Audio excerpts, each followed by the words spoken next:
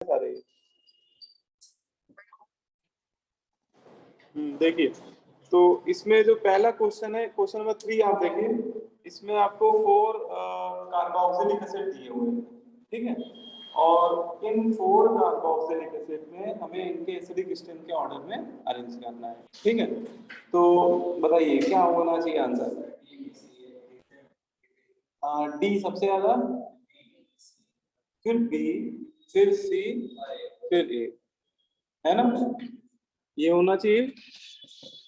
देखो यहाँ पे बस आपको ये देखना है कि कौन सा इलेक्ट्रॉनिक इफेक्ट यहाँ पर लग रहा है ना। देखो इसमें जितना पार्ट सब में कॉमन है, देखो इतना पार्ट तो सब में सेम ही है भाई, ठीक है। और हम लोग देखने क्या जा रहे हैं, हम लोग इनकी एसिडिक स्ट्रेंथ को कंपेयर करने जा रहे हैं। तो हम लोग क्या करते हैं, सबसे पहले इनके बना लेंगे कॉन्जुगेट आयन, ठीक है। कॉन्जुगेट आयन कैसे बनाएंगे, इनके एसिडिक हाइड्रोजन रिमूव करा देंगे। इन सभी के जो एसिडिक हाइड्रोजन है वो एक एक करके हटा देंगे, रिमूव कर देंगे, और इनके कॉन्जुगेट बेस हम लोग बना लेंगे। और कॉन्जुगेट बेस जब बनेगा तो ऑक्सीजन पे आ जाएगा, निगेटिव चार्ज आ जाएगा, ठीक है। और हम लोग उस कॉन्जुगेट बेस की स्टेबिलिटी को कंपेयर करेंगे कि किस केस में ऑक्सीजन का निगेटिव चार्ज सबसे ज्यादा स्टेबल है। तो इसकी स्टेबिलिटी में ये जो आपके टर्मिनल पोजीशन पे ग्रुप लगे हुए हैं, ये ग्रुप सब में डिफर कर रहे हैं, और जो ग्रुप सब में अलग अलग होगा, डिफर कर रहा होगा, उसी का ओवरऑल इलेक्ट्रॉनिक इफेक्ट आपको देखना होगा। क्योंकि जो चीज कॉमन है ना स्ट्रक्चर में, उसका इफेक्ट आप देखेंगे तब भी कोई रिजल्ट नहीं निकलेगा, ठीक है। तो आप इन्हीं का देखो, तो क्लोरीन का यहाँ पे कौन सा इफेक्ट लग रहा है, प्लस आई कि माइनस आई? माइनस आई है ना। तो क्लोरीन हैलोजन जितने भी होते हैं वो इलेक्ट्रॉन विट्राइन नेचर के होते हैं। तो ये सिग्मा इलेक्ट्रॉन जब क्या कर रहा होगा, पुल कर रहा होगा, और सिग्मा इलेक्ट्रॉन पुल कर रहा है तो नेगेटिव चार्ज डेंसिटी कम कर रहा है, ठीक है। नेगेटिव चार्ज डेंसिटी बेटा कम हो रही है, तो इसका मतलब ये चार्ज हमारा क्या हो रहा है, स्टेबल हो रहा है, ठीक है। सेकेंड में NO2 का भी आई में देखा जाए तो कौन सा इफेक्ट होता है, माइनस आई होता है, ठीक है।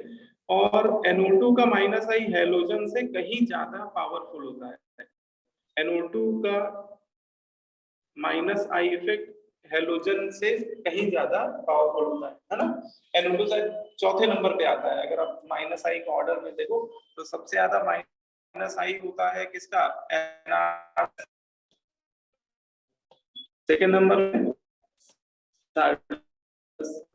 क्या आता है, सर आपकी वॉइस बहुत क्रैक और कर फिर रही है। NO2 आ जाता है ना। तो इसमें जो ये ऑर्डर आता है, एक मिनट सही कर दूं, इसमें जो ऑर्डर आ रहा है इसमें सबसे ज्यादा माइनस आई इफेक्ट किसका है, NO2 से भी ज्यादा इसमें NR3 प्लस बैठा हुआ है ना। तो ये इससे भी ज्यादा इलेक्ट्रॉन पुलिंग नेचर वाला है, मतलब सबसे ज्यादा माइनस आई इफेक्ट इन चारों में से तो इसी का है, लास्ट वाले का। और साइनाइड का NO2 से तो कम है लेकिन हैलोजन से ज्यादा है, ठीक है।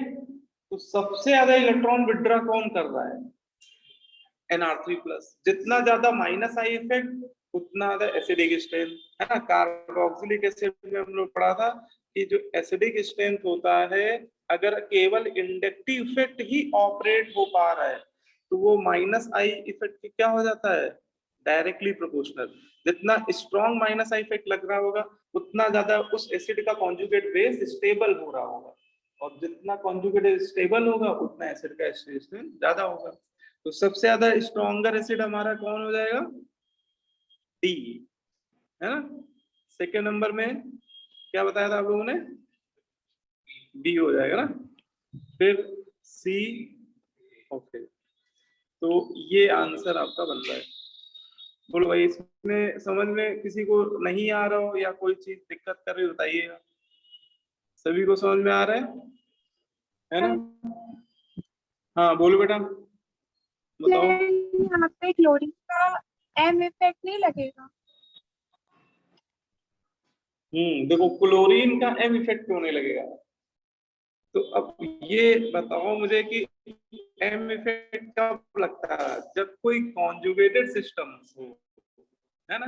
अगर कोई फंक्शनल ग्रुप किसी कॉन्जुगेटेड सिस्टम के साथ हो तब उसका एम इफेक्ट ऑपरेट होता है। अब ये Cl किसी कॉन्जुगेटेड सिस्टम के साथ थोड़ा जुड़ा हुआ है ना।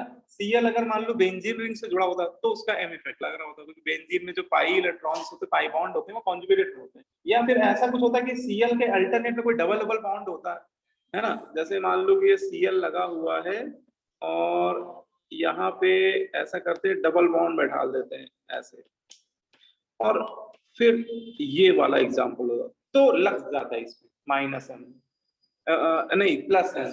क्लोरीन हैलोजन के पास लोन पेयर होता है ना, और लोन पेयर वाले प्लस मतलब वो वाया रेजोनेंस टकाटक टकाटक, ये आप देख लो इलेक्ट्रॉन डेंसिटी किसकी तरफ रिलीज कर रहा है, इधर के साइड।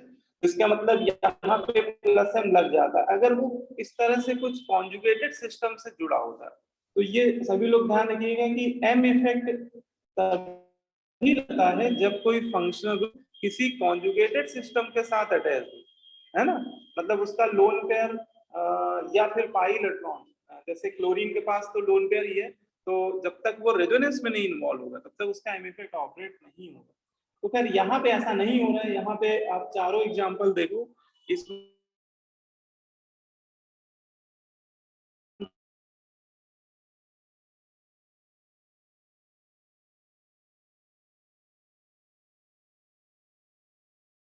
क्लियर है ना। आपके मतलब किसी को दिक्कत नहीं ना, एम क्लियर है।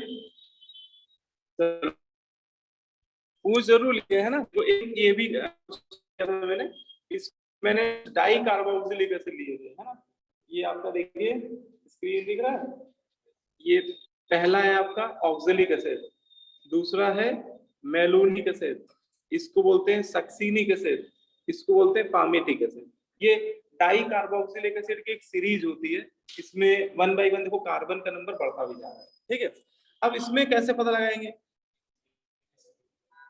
सबसे ज्यादा ए मोस्ट एसिडिक है ना, फिर बी हो जाएगा। ठीक ठीक, वेरी गुड। रीजन बताओ कैसे आया। प्लस प्लस आई इफेक्ट सबसे कम होगा। हाँ ठीक। तो इसमें यहाँ पे हम लोग ये देखना होगा कि देखो इसमें कार्बोक्सिलिक एसिड सभी में दो दो कार्बोक्सिलिक एसिड है ना। तो इसमें किसी एक के रिस्पेक्ट में आप कॉन्जुगेट बेस बना लो, ठीक है। आप क्या करो, जैसे किसी एक H को हटाओ, इसको निकाल लेते हैं, ठीक है। इन दोनों में किसी एक को निकाल दो और दूसरे वाले कार्बोक्सिलिक एसिड के रिस्पेक्ट में पहले वाले कार्बोक्सिलिक एसिड पे आप देखो कौन सा इफेक्ट ऑपरेट हो रहा है।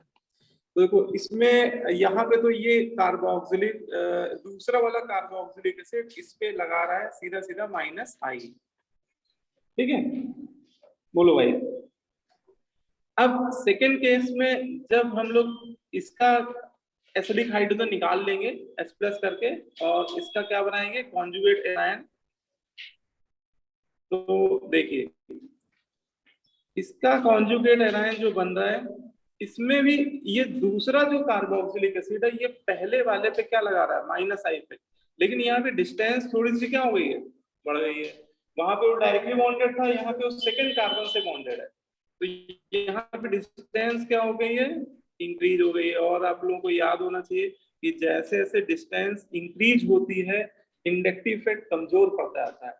I effect decreases as the distance of functional group increases, है ना। जैसे जो दूरी बढ़ती है सिग्मा इलेक्ट्रॉन का जो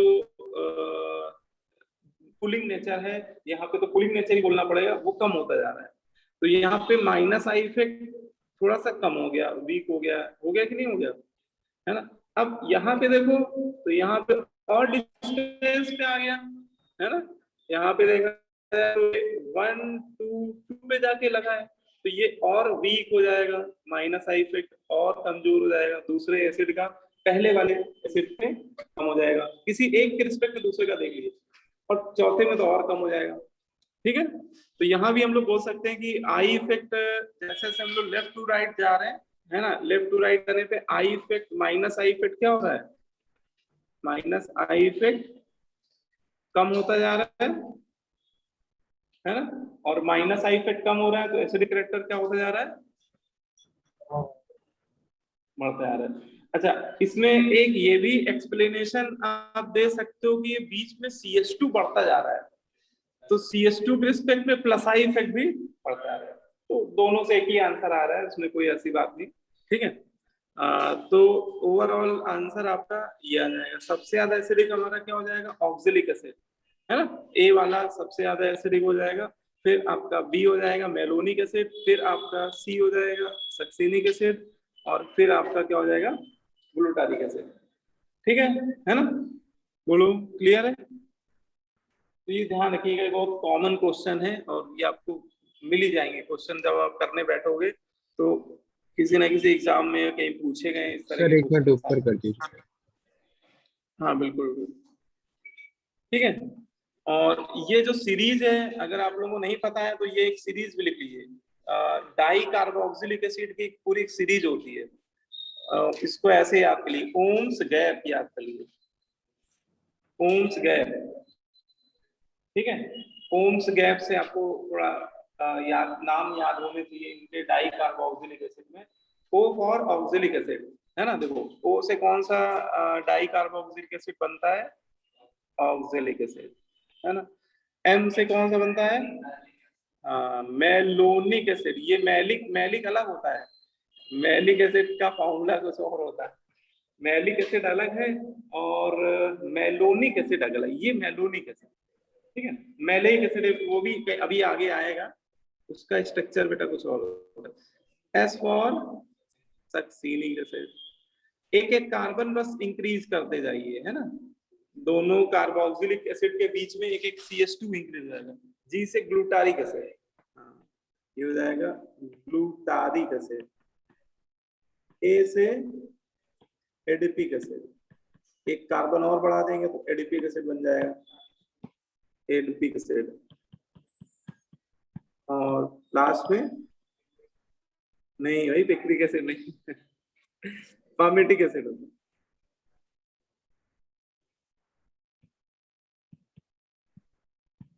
ठीक है, तो ये आपके डाई कार्बोक्सिलिक एसिड के सीरीज है ना, जैसे से लेफ्ट टू राइट जा रहे हैं एक एक कार्बन का नंबर बढ़ता जा रहा है। ठीक है ना।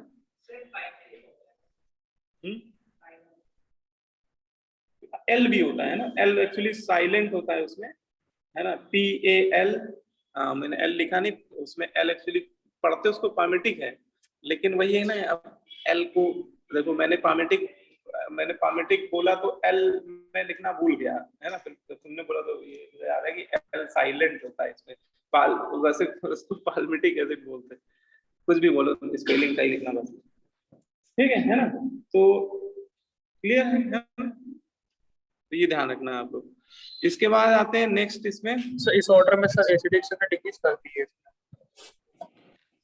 इस ऑर्डर में, हाँ इस ऑर्डर में बेटा जैसे से कार्बन का नंबर बढ़ता जाता है डाई कार्बोक्सिलिक एसिड में, तो एसिडिक स्ट्रेंथ डिक्रीज कर रही है बेटा, क्योंकि आई इफेक्ट कमजोर होता जा रहा है, माइनस आई इफेक्ट वीक होता जा रहा है ना, इसलिए एसिडिक स्ट्रेंथ कम होते आ रही है। ठीक है, आई पास में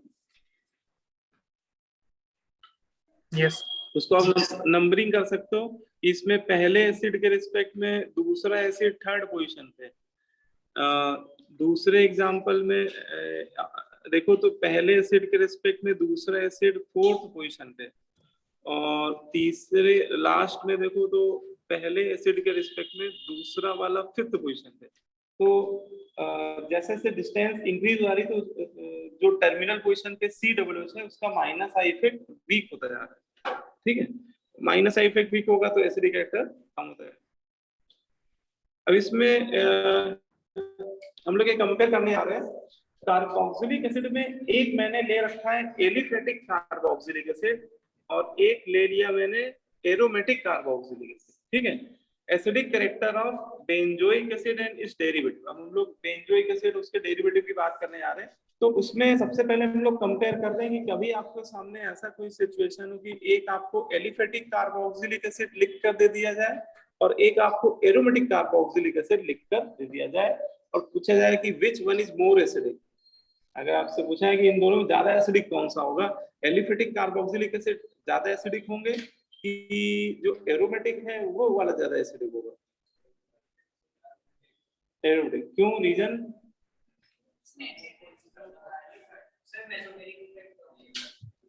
मीजोमेरिक इफेक्ट। कौन सा मीजोमेरिक इफेक्ट? एम में कौन सा, प्लस एम की minus M? Minus M.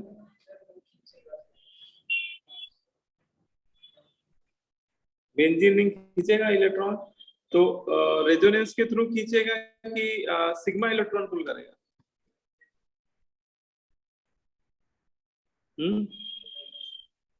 Resonance क्यों खींचेगा? देखो देखो, समझो इस बात को, है ना। वही बात है कि जब भी कंपेयर करते हैं तो हम लोग पहले क्या करते हैं, एसिडिक हाइड्रोजन हटा देते हैं। तो एक बार क्या करो, इसका एसिडिक हाइड्रोजन हटा दो, ठीक है, इसका कॉन्जुगेट बेस बना दो, एक बार इसका एसिडिक हाइड्रोजन हटा दो, ठीक है। तो देखो हटाता हूं मैं, इसका एसिडिक हाइड्रोजन हटेगा तो यहाँ पे क्या आएगा, ऑक्सीजन पे नेगेटिव चार्ज। और इधर बेंजोइक एसिड का आप हटाओगे ये नेगेटिव चार्ज, तो ऑक्सीजन पे आएगा नेगेटिव चार्ज। अब समझिए, बहुत इंटरेस्टिंग इसका आंसर है।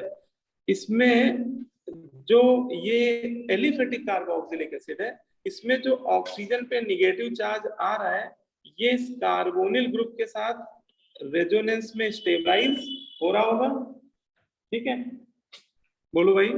और इसके इक्विवेलेंट टाइप के रेजोनेटिंग स्ट्रक्चर बन रहे हो। अब वहां पे देखिए, जो बेंजोइक एसिड है, वहां सिचुएशन थोड़ी सी गंभीर है। तो यहाँ पे सिचुएशन थोड़ी सी समझने वाली है। क्या? कि ये जो कार्बोनिल ग्रुप देख रहे हैं, ये क्रॉस कॉन्जुगेशन में है। बेंजोइक एसिड का कार्बोनिल ग्रुप जो है ना, इसको आप हाईलाइट कर लीजिए अपने नोट्स में, कि ये क्रॉस कॉन्जुगेशन में बैठा हुआ है। क्या मतलब भैया क्रॉस कॉन्जुगेशन? तो क्रॉस कॉन्जुगेशन को अगर मैं सिंपल शब्दों में समझाऊं, तो एक मूवी देखी होगी आपने गोविंदा की, हाँ, एक तरफ घरवाली एक तरफ बाहर वाली। उसमें गोविंदा का हाल देखा ना आप लोगों ने, बहुत बुरा हो गया। तो ऐसी ही कुछ सिचुएशन होती है। देखो, इससे वो मैं इसलिए बता रहा हूँ जिससे आपको थोड़ी फीलिंग आए कि इस कार्बोनिल ग्रुप का ये पाई बॉन्ड इस निगेटिवली चार्ज ऑक्सीजन के लोन पेयर के साथ भी रेजोनेंस में इन्वॉल्व है, और बेंजीन के पाई बॉन्ड के साथ भी रेजोनेंस में इन्वॉल्व है कि नहीं? क्लियर है? अच्छा, तो आप कहोगे तो अच्छी बात है, रेजोनेंस ज्यादा हो रहा है। नहीं, अच्छी बात नहीं है। हमें क्या देखना है, हमें इस निगेटिव चार्ज की स्टेबिलिटी देखनी ना। देखो, यहाँ पे जो निगेटिव चार्ज है वो 100% इस कार्बोनिल ग्रुप के साथ डीलोकलाइज हो रहा है। बात समझ आ रही? इसका 100% कॉन्ट्रीब्यूशन इसके साथ है। लेकिन क्या ये वाला निगेटिव चार्ज इस पाई बॉन्ड, कार्बोनिल ग्रुप के पाई बॉन्ड के साथ 100% कंट्रीब्यूट कर रहा होगा रेजोनेंस में? नहीं कर पा रहा होगा, क्योंकि वो बेंजीन के पाई बॉन्ड के साथ भी कंट्रीब्यूट कर रहा है। तो यहाँ पे इसका जो रेजोनेंस चल रहा होगा वो पार्शियल टाइप का चल रहा होगा। बोलो भाई, पार्शियल रेजोनेंस स्टेबलाइज है वो, क्योंकि उसका जो कार्बोनिल का पाई बॉन्ड है वो इस बेंजीन के पाई बॉन्ड के साथ भी साइमल्टेनियसली रेजोनेंस में इन्वॉल्व है। बोलो, तो ये जो नेगेटिव चार्ज आप देख रहे हैं, ये नेगेटिव चार्ज उतना ज्यादा परफेक्टली रेजोनेंस से स्टेबलाइज नहीं है। ये वाला नेगेटिव चार्ज परफेक्टली रेजोनेंस से स्टेबलाइज है ना? बोलो, 100% ये कंट्रीब्यूट कर रहा होगा, क्योंकि इसमें आर की तरफ से कोई रेजोनेंस नहीं मिल रहा। इधर क्या है कि ये रेजोनेंस करना चाह रहा है, लेकिन इसके साथ ऑलरेडी रेजोनेंस चल रहा है, तो वो इफेक्टिव रेजोनेंस नहीं कर पा रहा होगा। कौन? ये ऑक्सीजन का लोन पेयर। और जब ये अच्छे से रेजोनेंस नहीं कर पा रहा होगा, तो इसकी नेगेटिव चार्ज डेंसिटी उतनी ज्यादा डिक्रीज नहीं कर रही होगी जितनी नेगेटिव चार्ज डेंसिटी इसकी कम हो रही होगी। और नेगेटिव चार्ज जितना ज्यादा मिनिमाइज होगा, उतना ज्यादा क्या हो जाएगा, स्टेबल हो जाएगा। इसका मतलब इसमें अगर बोला जाए कि ज्यादा एसिडिक कौन, एलिफेटिक आना चाहिए कि नहीं आना चाहिए? लेकिन अभी पिक्चर शुरू हुई है अभी अभी रिजल्ट में आने से पहले हम लोग को बेंजोइक एसिड अपने आप में बहुत खतरनाक चीज है। तो देखो यहाँ पे इसका रेजोनेंस परफेक्टली नहीं हो रहा है, तो हम लोग को ये तो समझ आ रहा है कि ये इतना स्टेबल नहीं है, इतना स्टेबल नहीं। लेकिन साथ ही साथ फेनिल का एक इफेक्ट और लग रहा होता है, कौन सा? आई में कौन सा? माइनस आई विल होता है, और यहाँ पे आर का प्लस आई। तो अगर हम लोग इंडक्टिव इफेक्ट के रिस्पेक्ट में बात करें, तो केवल इंडक्टिव इफेक्ट को अगर ध्यान में रख के बात करें, तो इंडक्टिव इफेक्ट के हिसाब से तो ज्यादा एसिडिक कौन होना चाहिए? बेंजोइक एसिड, क्योंकि इसमें वो सिग्मा इलेक्ट्रॉन बेंजीन रिंग अपनी तरफ पुल कर रही, तो निगेटिव चार्ज थोड़ा ज्यादा स्टेबलाइज होना चाहिए। तो यहाँ पे दो इफेक्ट एक साथ ऑपरेट हो रहे हैं। एक तो क्रॉस कॉन्जुगेशन है, क्रॉस कॉन्जुगेशन की वजह से, क्रॉस कॉन्जुगेशन की वजह से इसकी जो एसिडिक कैरेक्टर है वो कम होना चाहिए। किससे? एलिफेटिक कार्बोक्सिलिक एसिड से। लेकिन अगर इंडक्टिव इफेक्ट के हिसाब से बात करें, तो इंडक्टिव इफेक्ट के हिसाब से तो बेंजोइक एसिड ज्यादा क्या होना चाहिए? एसिडिक होना चाहिए।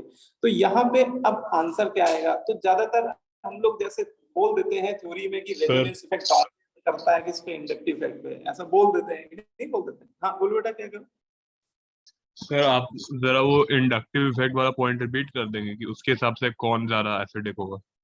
हाँ, इंडक्टिव इफेक्ट के हिसाब से देखो, ये जो फेनिल रिंग होती है, ये जो पीएच होता है फेनिल रिंग, इसका आई में इफेक्ट होता है माइनस आई। ये मैं इसीलिए कह रहा हूँ कि वो ऑर्डर आप लोग अगर आपके सामने वो लिस्ट हो तो एक बार जरा लिस्ट को खगाड़ डालो। माइनस आई के लिस्ट में फेनिल लिखा हुआ दिखाई देगा। फेनिल नहीं दिखाएगा तो ऐसे वो बेंजीन बना होगा, एक वैलेंसी फ्री होगी। फेनिल का आई में कौन सा इफेक्ट होता है? Minus I effect. और माइनस आई इफेक्ट से वो सिग्मा इलेक्ट्रॉन अपनी तरफ खींच रहा होगा, सिग्मा इलेक्ट्रॉन खींच रहा होगा, जिससे वो निगेटिव चार्ज डेंसिटी मिनिमाइज हो रही होगी, तो वो थोड़ा ज्यादा स्टेबल हो रहा होगा। और यहाँ पे उल्टा होगा, यहाँ तो आर तो इलेक्ट्रॉन रिलीजिंग होते हैं ना, तो ये प्लस आई धक्का मार रहा होगा, और ये सिग्मा इलेक्ट्रॉन डेंसिटी पुल कर रिलीज कर रहा है ओ की तरफ, उल्टा निगेटिव चार्ज डेंसिटी बढ़ा रहा है। तो एक इफेक्ट के हिसाब से तो कौन ज्यादा एसिडिक है? रेजोनेंस इफेक्ट जो है क्रॉस कॉन्जुगेशन के हिसाब से तो ये वाला ज्यादा एसिडिक है, एलिफेटिक। और आई इफेक्ट के हिसाब से ज्यादा एसिडिक है बेंजोइक एसिड। तो यहाँ पे अल्टीमेटली डेटा काम करता है, ये जब इन दोनों का पीकेए देखा जाता है, इन दोनों का पीकेए, तो ये जो एलिफेटिक कार्बोक्सिलिक एसिड इसका पीकेए ज्यादा होता है। ठीक है, किससे? बेंजोइक एसिड से। या केवल के की बात करें तो के किसका ज्यादा होता है? के बेंजोइक एसिड का ज्यादा होता है। तो इससे ये रिजल्ट निकलना है कि इंडक्टिव इफेक्ट थोड़ा भारी पड़ रहा है किस पे? रेजोनेंस पे। क्योंकि अल्टीमेटली जो एसिडिक स्ट्रेंथ है वो के वैल्यू पीके वैल्यू से फाइनली एक्सपेरिमेंटली वो कंक्लूड किया जाता है ना। तो यहाँ पे ओवरऑल देखा जाता है कि जो बेंजोइक एसिड होते हैं, मतलब एरोमेटिक कार्बोक्सिलिक एसिड, वो क्या होते हैं? ज्यादा एसिडिक होते हैं। ठीक है, तो इसको लिख लीजिए, क्योंकि ये ऐसा पॉइंट है थ्योरी का, क्योंकि इसमें लॉजिक काम नहीं करता। अगर आप बच्चों को नहीं पता है, इसका आंसर नहीं याद है, तो गलत होने के चांसेस रहते हैं, क्योंकि ज्यादातर हम लोग रेजोनेंस इफेक्ट को डोमिनेंट कर देते हैं, है ना। तो लिख लो, इस बात को लिख लो, benzoic acid are benzoic acid are stronger acid than aliphatic carboxylic acid।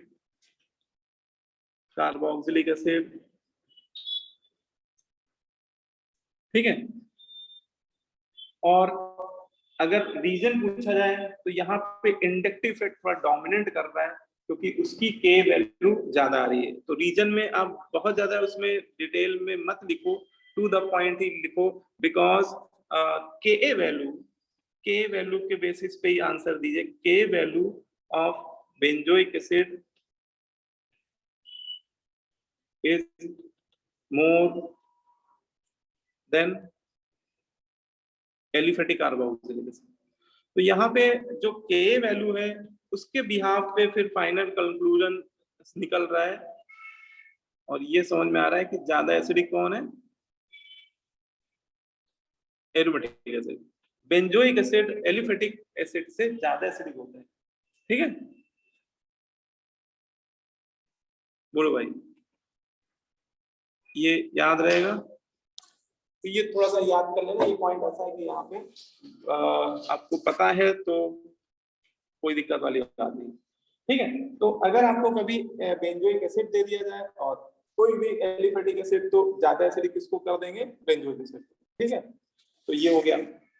अब आपको कई बार ऐसे क्वेश्चन पूछाएंगे जिसमें बेंजोइक एसिड के डिफरेंट डिफरेंट डेरिवेटिव्स आपको लिख कर दे दिए जाएंगे, है ना। जैसे ये क्वेश्चन नंबर 1 देखिए, इसमें बेंजीन में देखिए सी डबल डायरेक्टली बॉन्डेड है, ये सारे बेंजोइक एसिड या उसी के डेरिवेटिव्स दिए गए हैं और यहाँ पर इनके एसिडिक स्ट्रेंथ के ऑर्डर में हमें अरेंज करना है, एसिडिक कैरेक्टर के ऑर्डर में। तो अब कैसे करेंगे, एक मैं इसको अच्छे से एक्सप्लेन करता हूँ, फिर कुछ क्वेश्चन मैं आपको दूंगा भी करने को। ठीक है, तो देखो, जब यहाँ पे सभी में बेंजोइक एसिड है, जब सभी में बेंजोइक एसिड है, तो फिर हम लोग वो बातें नहीं करेंगे जो ऊपर कर रहे थे इसके ऊपर वाले क्वेश्चन में, क्योंकि वहां पे सिचुएशन लगती है एक एलिफेंट है एरोमेटिक का, तो वहां पे क्रॉस कॉन्जुगेशन और आई इफेक्ट दोनों को देखा गया।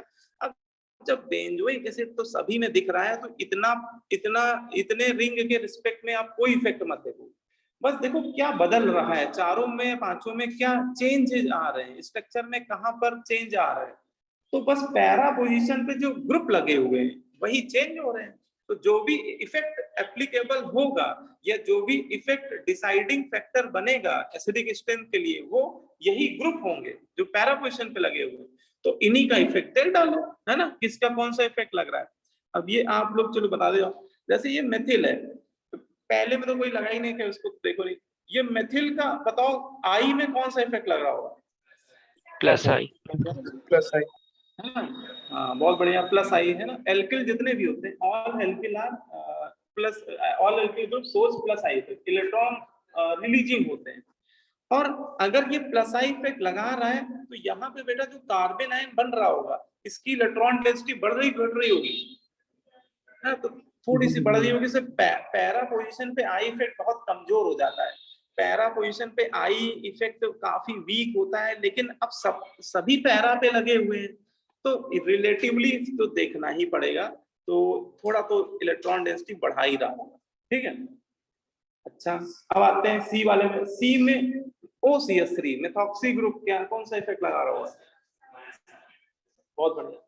अब यहाँ पे OCH3 एक बेंजीन रिंग जो कि एक परफेक्ट कॉन्जुगेटेड सिस्टम उससे जुड़ा हुआ है, तो यहाँ पे उसका मीजोमेरिक इफेक्ट भी ऑपरेट हो रहा होगा और ये लोन पेयर है ना बेंजीन रिंग की तरफ भेज रहा होगा। और इसके आप चाहो तो ऐसे रेजोनेंस स्ट्रक्चर भी बना सकते हो। आपको लग रहा हो सर ये प्लस एम क्या होता है, अगर किसी बच्चे को लग रहा हो कि प्लस एम मुझे पता ही नहीं है, तो बस इसमें क्या होता है कि ये जैसे ही लोन पे इधर भेजेगा फटाक ये पाई बॉन्ड आगे जाएगा, फटाक ये इधर जाएगा। तो आप ये जो निगेटिवली चार्ज आयन है इसकी तरफ पाई इलेक्ट्रॉन डेंसिटी इंक्रीज हो जाएगी, और पाई इलेक्ट्रॉन डेंसिटी इंक्रीज होगी और है तो वो इलेक्ट्रॉन डेंसिटी चाहे वो पाई इलेक्ट्रॉन हो चाहे सिग्मा इलेक्ट्रॉन, इलेक्ट्रॉन डेंसिटी बढ़ रही होगी, है ना। तो यहाँ पे प्लस एम इफेक्ट से यहाँ पे पाई इलेक्ट्रॉन डेंसिटी बढ़ा रहा होगा, इंक्रीज कर रहा होगा, लेकिन आई में इसका होता है माइनस आई, आई में इसका कौन सा होता है? माइनस आई। साथ ही साथ वो सिग्मा इलेक्ट्रॉन खींच भी रहा है ना। देखो समझ में आ रही बात, पाई इलेक्ट्रॉन तो रिलीज कर रहा है लेकिन सिग्मा इलेक्ट्रॉन अपनी तरफ पुल कर रहा है, तो इसकी पुलिंग की वजह से थोड़ा सा नेगेटिव चार्ज डेंसिटी कम भी हो रही होगी, है ना। अब यहाँ पे हमें ये कंपेयर करना होगा कि कौन सा इफेक्ट डोमिनेटिंग है। तो मीजोमेरिक इफेक्ट तो हमेशा ही डोमिनेंट होता है किस पे? हाँ हमेशा कहना गलत है, हेलोजन में उल्टा सीन हो जाता है। हाँ हेलोजन एंड एनओ बिल्कुल सही कह रहे हो। तो हेलोजन और एनओ को अगर छोड़ दिया जाए तो बाकी का तो मीजोमेरिक इफेक्ट आई इफेक्ट पे डोमिनेंट होता है, ठीक है, एक्सेप्ट हेलोजन एंड एनओ। तो ये कह सकते हैं कि यहाँ पे इसका डोमिनेंट कौन सा है? Plus M effect. इसका plus M effect minus I effect पे क्या है? डोमिनेंट है। इसका मतलब जितना ज्यादा ये पाई इलेक्ट्रॉन डेंसिटी बढ़ा रहा होगा, है ना, उससे कम सिग्मा इलेक्ट्रॉन डेंसिटी पुल कर पा रहा होगा। तो अल्टीमेटली तो सिग्मा इलेक्ट्रॉन डेंसिटी क्या कर पा रहा है? बढ़ा ही रहा है ना, बोलो। और सिग्मा नेगेटिव चार्ज डेंसिटी अगर बढ़ रही होगी तो वो डिस्टेबलाइज कर रहा है, बोलो भाई। और प्लस आई से तो ज्यादा ही बढ़ा रहा होगा, क्योंकि इंडक्टिव इफेक्ट पे डोमिनेंट होता है मीजोमेरिक इफेक्ट, और मीजोमेरिक इफेक्ट का डिस्टेंस से कोई लेना देना नहीं। जितनी दूर तक कॉन्जुगेशन होगा उतनी दूर तक चला जाएगा 100% इफेक्टिवनेस के साथ, है ना। आई इफेक्ट में क्या होता है, डिस्टेंस बढ़ती है तो उसका मैग्नीट्यूड घटता है, लेकिन मीजोमेरिक इफेक्ट ऐसा नहीं होता है। बस जहां तक कॉन्जुगेशन है, डिस्टेंस चाहे कितनी भी हो, कॉन्जुगेशन जहां तक भी जा पा रहा है वहां तक वो इफेक्टिवली रखता है। ठीक है, तो अच्छा ये हो गया। अब NO2 पे आते हैं लोग। NO2 का M में कौन सा इफेक्ट है बताओ जूही? Minus M, good. NO2 का M में माइनस M, I में भी माइनस। अरे ये तो खींचू टाइप का है, ये हम लोग बात कर चुके हैं। NO2 तो हम लोग खींचू टाइप का बोलते हैं ना। ये माइनस M से पाई इलेक्ट्रॉन डेंसिटी भी खींच रहा होगा, और माइनस I से सिग्मा इलेक्ट्रॉन डेंसिटी भी खींच रहा होगा। अल्टीमेटली यहाँ निगेटिव चार्ज अच्छा खासा स्टेबलाइज हो रहा होगा, निगेटिव चार्ज डेंसिटी बहुत कम कर देगा वो, जो उसका कॉन्जुगेट एनायन बन रहा होगा। लास्ट में कौन बैठा है? Cl, halogen. हाँ, इसका वाला होगा। So M इसका में सब प्लस माइनस M, आई ज्यादा होगा। माइनस आई हाँ, आई में माइनस आई, लेकिन हेलोजन में उल्टी गंगा बहती है। हेलोजन में माइनस आई इफेक्ट डोमिनेंट हो जाता है उनके प्लस एम पे। तो हेलोजन में ध्यान रखना कि माइनस आई डोमिनेंट है, तो halogen are overall electron withdrawing, है ना। हेलोजन इसीलिए बोलते हैं कि ओवरऑल इलेक्ट्रॉन विड्राइंग होते हैं। तो वो ओवरऑल तो पुलिंग कर रहा होगा, है ना, इलेक्ट्रॉन पुलिंग कर रहा होगा, जिससे निगेटिव चार्ज डेंसिटी थोड़ी सी कम हो रही होगी। अब देख लो कि किसमें किसमें निगेटिव चार्ज डेंसिटी कम हो रही थी, है ना। तो इसमें निगेटिव चार्ज डेंसिटी 2 में कम हो रही है। तो ये दोनों बाकी तीनों से तो क्या होंगे, ज्यादा एसिडिक होंगे, है ना। तो सबसे, अब इनमें सबसे ज्यादा कम किसमें हो रही है? NO2 वाले में, है ना। इसको NO2 वाले को D नाम दिया गया, है ना। तो D सबसे ज्यादा हो जाएगा। फिर सेकंड नंबर में क्या लिख दूं बताओ? हाँ, ये आप ही लोग को बताना है, E। इसके बाद अब क्या लिखें? ए फिर ए, हाँ। ए कम से कम कम नहीं कर रहा है, तो इंक्रीज भी तो नहीं कर रहा है ना, घटा रहा है तो बढ़ा भी तो नहीं रहा है, तो न्यूट्रल टाइप का है ये ए। और बाकी में वो बढ़ रहा है, तो जिसमें कम बढ़ रहा है उसको पहले लो, हाँ, बॉम्बे। और जिसमें ज्यादा निगेटिव चार्ज डेंसिटी बढ़ रही हो तो बहुत अनस्टेबल हो जाएगा, तो फिर सी। तो ये हमारा ऑर्डर हो जाएगा एसिडिक स्ट्रेंथ। बोलो भाई, अगर किसी को भी कहीं भी पॉइंट कोई नहीं समझ में आया तो मैं फिर से बताऊंगा, लेकिन इसको क्लियर करो अच्छे से, किसी भी पॉइंट में, है ना। तो हेलोजनों का माइनस आई प्लस एम पे क्या होता है? डोमिनेंट होता है, ठीक है। लेकिन हेलोजनों को छोड़ दिया जाए और हेलोजनों के साथ NO भी ऐसा ही बिहेवियर शो करता है, तो फिर बाकियों का प्लस एम माइनस आई पे डोमिनेंट होता है, ठीक है ना। अच्छा, किसी के मन में ये नहीं आ रहा सर, मिथिल M में आपने नहीं,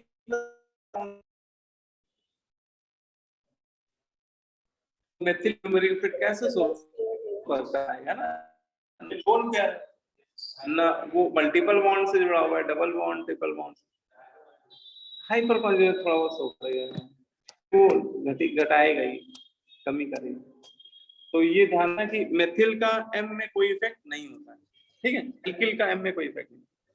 चलो अच्छा, ये आप ही लोग को अटेम्प्ट करना है, 2 मिनट लीजिए, इसको अटेम्प्ट करिए, फिर बताइए क्या आ रहा है इसका आंसर। नोट भी कर लीजिए क्वेश्चन। क्वेश्चन नंबर 2 में बेंजोइक एसिड है, फिर उसकी मेटा पे लगा दिया मेथिल, सी में मेथा पे मेथॉक्सी लगा दिया है। ग्रुप वही है, बस पोजीशन बदल दी गई है। वहां पे यही चारों ग्रुप कहाँ लगे थे? मेटा पे।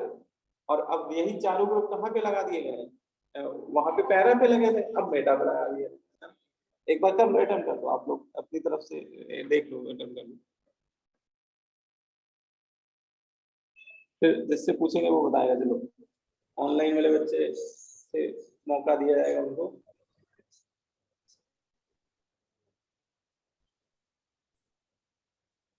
आगे कैसे?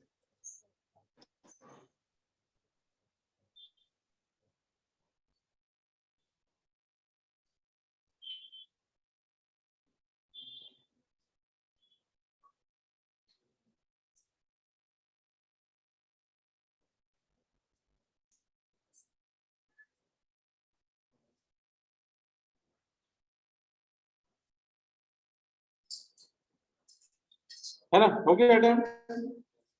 चलो अच्छा, कौन? आयुष्मान बताओ बेटा। चलो A B C D E में सबसे ज्यादा एसिडिक कौन सा है? सर ई। ई सबसे ज्यादा है। ठीक है, बहुत Yes. बढ़िया। फिर इसके बाद सेकंड नंबर में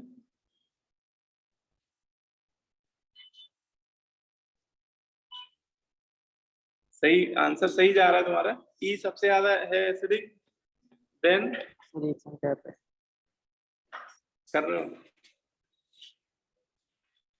कोई और बताना चाहे बता सकता है ऑनलाइन में।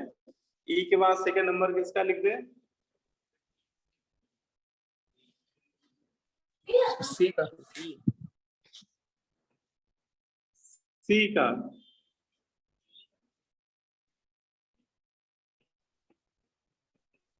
ई के बाद डी।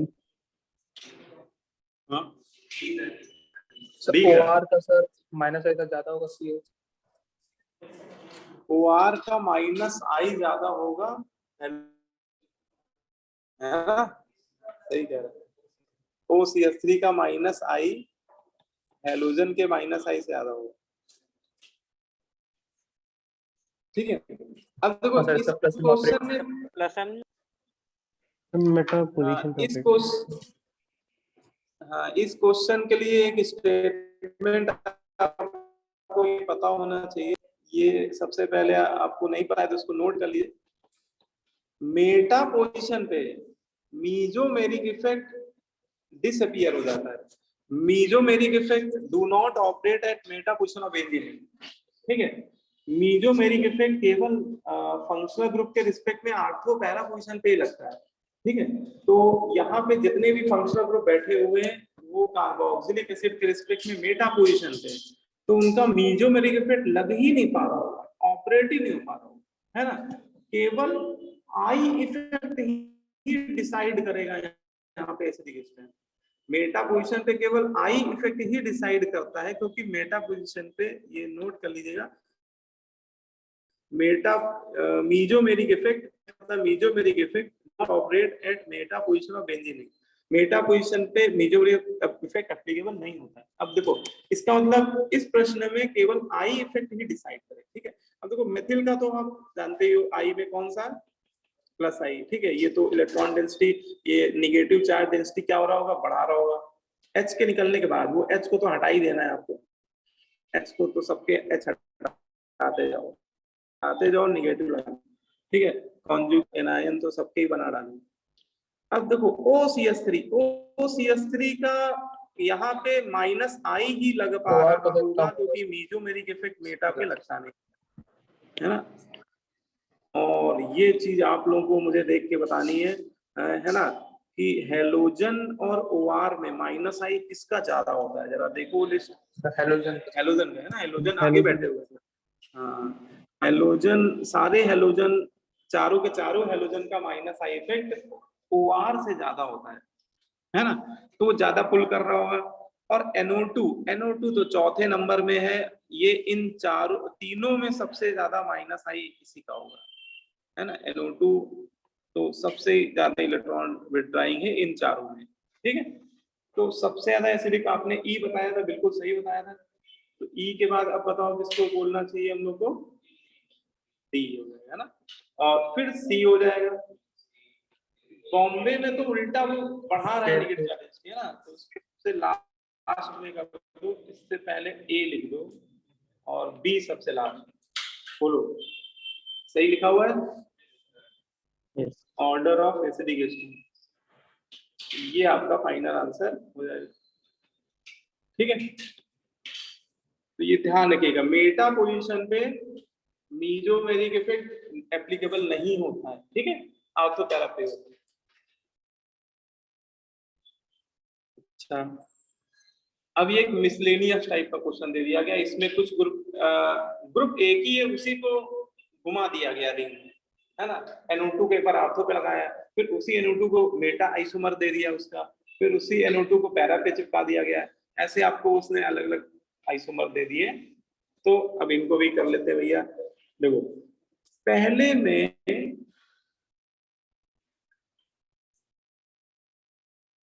ये क्वेश्चन से गलत जगह आ गया, है ना। इसमें पहले वाले को भी मत देखो, ठीक है। इसमें आर्थो इफेक्ट लगता है। आर्थो इफेक्ट अभी पढ़ेंगे क्या होता है। बोलते हैं कि बेंजोइक एसिड की आर्थो पे कोई भी ग्रुप आ जाए, चाहे वो इलेक्ट्रॉन रिलीजिंग हो या डोनेटिंग हो, वो वाला डेरिवेटिव पैरा और मेटा से ज्यादा ही एसिडिक होता है। ये भी अगला टॉपिक ही आर्थो इफेक्ट बोलते हैं। तो यहाँ पे NO2 आर्थो पोजीशन पे लगा हुआ है ना। और आई में भी देखा जाए तो माइनस आई भी लग रहा है, माइनस एम भी लग रहा है, लेकिन आर्थो पोजीशन वाले तो मच मोर एसिडिक होते हैं पैरा या मेटा डेरिवेटिव से। This is called ortho effect, इसको आर्थो इफेक्ट बोलते हैं। तो आर्थो वाले को ये ग्रुप चाहे कोई, ये NO2 होता चाहे कुछ भी होता, आर्थो इफेक्ट की वजह से ortho derivative of benzoic acid का एसिडिक कैरेक्टर मेटा पैरा से ज्यादा हो जाता है, ठीक है। तो ये तो सबसे ज्यादा, इसमें तो आप इलेक्ट्रॉनिक इफेक्ट को देखा ही ना करो आर्थो पे। हाँ मेटा पे देख लो, मेटा पे इसका केवल क्या लग रहा होगा, माइनस आई। बहुत बढ़िया। अब पैरा में माइनस एम भी, माइनस आई थोड़ा वीक हो गया होगा, लेकिन माइनस एम तो भरपूर लग रहा होगा, क्योंकि माइनस एम जो होता है वो डिस्टेंस डिपेंडेंट नहीं होता है, ठीक है। और लास्ट में तो कोई ग्रुप ही नहीं है, तो सबसे ज्यादा एसिडिक कौन सा हो गया, सबसे ज्यादा तो ए बोलना पड़ेगा आप लोगों को। तो ए इसलिए वो अभी पढ़ेंगे हम लोग आर्थो इफेक्ट, है ना। तो हाँ वो चांस की बात है कि वो माइनस आई इफेक्ट से भी एक्सप्लेन हो रहा है, लेकिन सही आंसर तो आर्थो इफेक्ट ही है ना। और इसमें सी फिर ले लो, फिर बॉम्बे मतलब बी ले लो, और सबसे लास्ट में डी को। ए सबसे ज्यादा एसिडिक है ड्यू टू आर्थो इफेक्ट, उसको इलेक्ट्रॉनिक इफेक्ट से मत ही यहाँ पर बोलो। वो बात अलग है कि इलेक्ट्रॉनिक इफेक्ट से भी वही आ रहा है सबसे ज्यादा, ठीक है। तो वो चांस की बात है। तो ये भी अभी आएगा ये वाला केस, आर्थो इफेक्ट वाला, ठीक है ना। क्लियर हो गया। अब जैसे एक क्वेश्चन है, ये इंटीजर सर टाइप एक मिनट क्वेश्चन है। ऊपर कर दीजिए। हाँ बिल्कुल बेटा, क्वेश्चन नोट कर लीजिए आप, जिन लोगों ने नोट कर लिया वो ये वाला अटेम्प्ट कर सकते हो तब तक।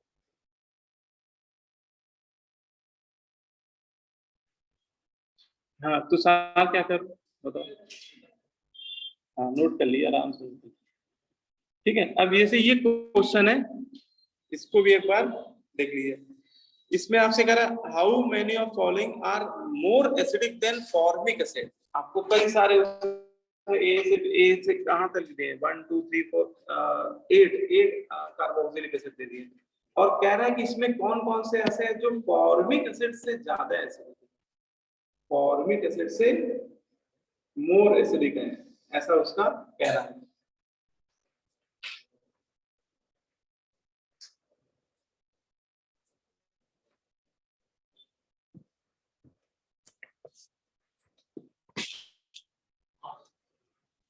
हाँ कौन कौन से,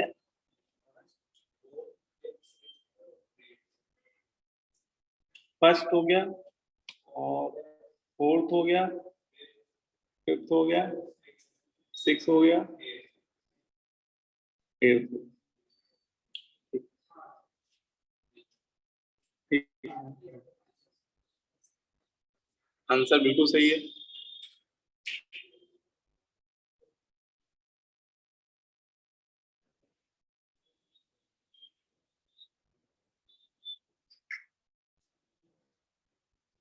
ठीक है। अब देखो, अब एक छोटा सा मैं आपको पहले कॉन्सेप्ट बता दूंगा। एक छोटा सा कॉन्सेप्ट है, इसको समझिए। अगर आपसे मैं कंपेयर करने को बोलूं फॉर्मिक एसिड और एसिटिक एसिड में, which one is more acidic, formic acid और एसिटिक एसिड में, तो बताइए। में बहुत बढ़िया, फॉर्मिक एसिड ज्यादा एसिडिक है ना। और सीधा सीधा बोल सकते हैं, देखो इसमें मेथिल का लग रहा होगा प्लस आई इफेक्ट, है ना, प्लस आई इफेक्ट लग रहा है। और यहाँ पे हाइड्रोजन तो साधु आदमी है, ना इलेक्ट्रॉन लेता है ना देता है, मतलब ना प्लस आई, एच का आई इफेक्ट जीरो होता है, कहते हैं रेफरेंस के तौर पर इसको जीरो माना जाता है। तो उससे तो ज्यादा मेथिल का प्लस आई, और मेथिल का प्लस आई की वजह से यहाँ पे जो बन रहा होगा कॉन्जुगेट बेस, यहाँ पे निगेटिव चार्ज डेंसिटी को इंक्रीज कर रहा होगा, मतलब इसके कॉन्जुगेट बेस को वो क्या कर रहा होगा, है ना। अब समझ में आ रहा है, इसके कॉन्जुगेट बेस को डिस्टेबलाइज कर रहा होगा। इसका मतलब ज्यादा एसिडिक कौन सा है, फॉर्मिक एसिड। तो एक बात तो ये क्लियर हो चाहिए, formic acid are stronger acid than, formic acid are stronger acid than acidic acid. तो एक बात ये हम लोग को क्लियर होनी चाहिए कि फॉर्मिक एसिड अगर कहीं लिखा हो, एसिडिक एसिड लिखा हो, तो फॉर्मिक एसिड आपका ज्यादा स्ट्रॉन्गर एसिड होगा। आप कहोगे सर ये तो मुझे पता था, इसमें कौन सी नई बात है। तो नई बात अब देखो, अब नई बात अब आने वाली है। नई बात ये आने वाली है कि अगर इसी एसिडिक एसिड में, है ना, इसका एक H हटा के यहाँ कोई ग्रुप लगा दिया जाए, और वो ग्रुप में कौन सा इफेक्ट शो कर रहा हो, -I, तो उसका एसिडिक कैरेक्टर बढ़ जाता है, फॉर्मिक एसिड से भी बढ़ जाता है। मतलब मोनो डेरिवेटिव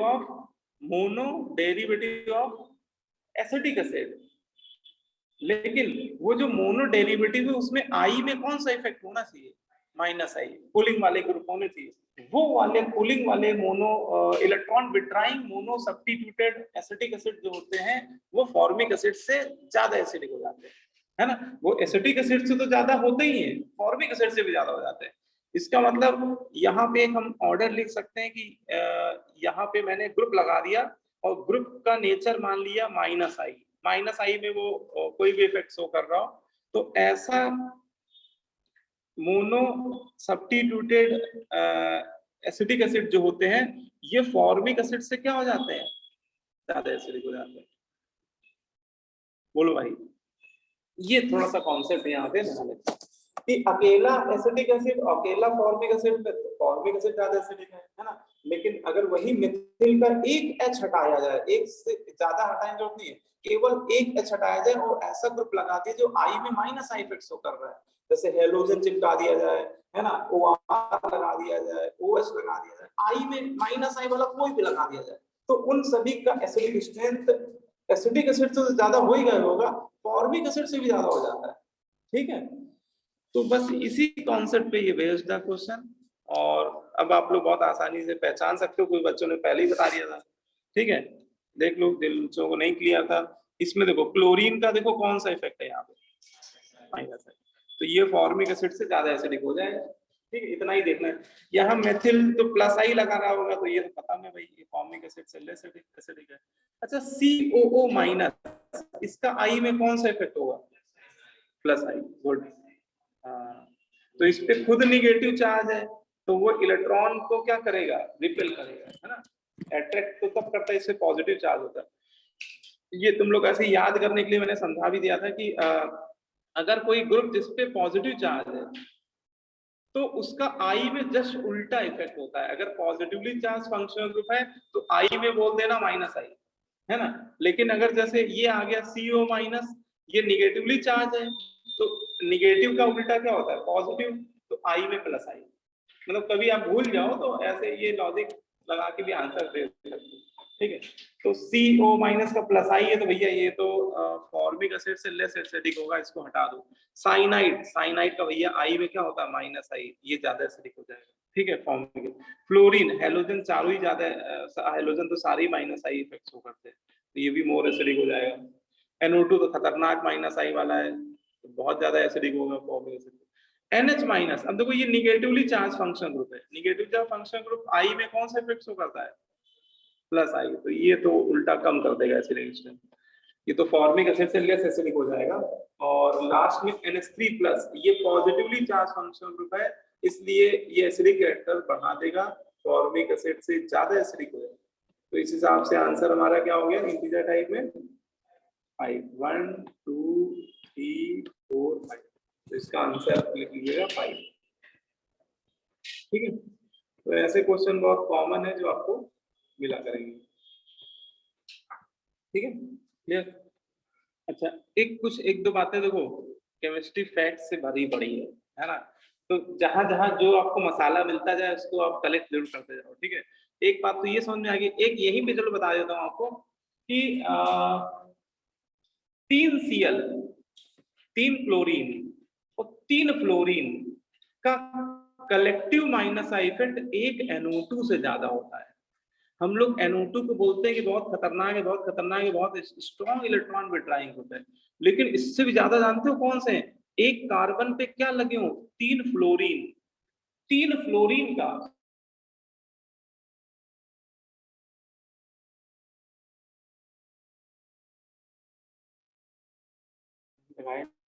तो 3 फ्लोरीन का CF3 minus I effect CCl NO2 से ज्यादा होता है।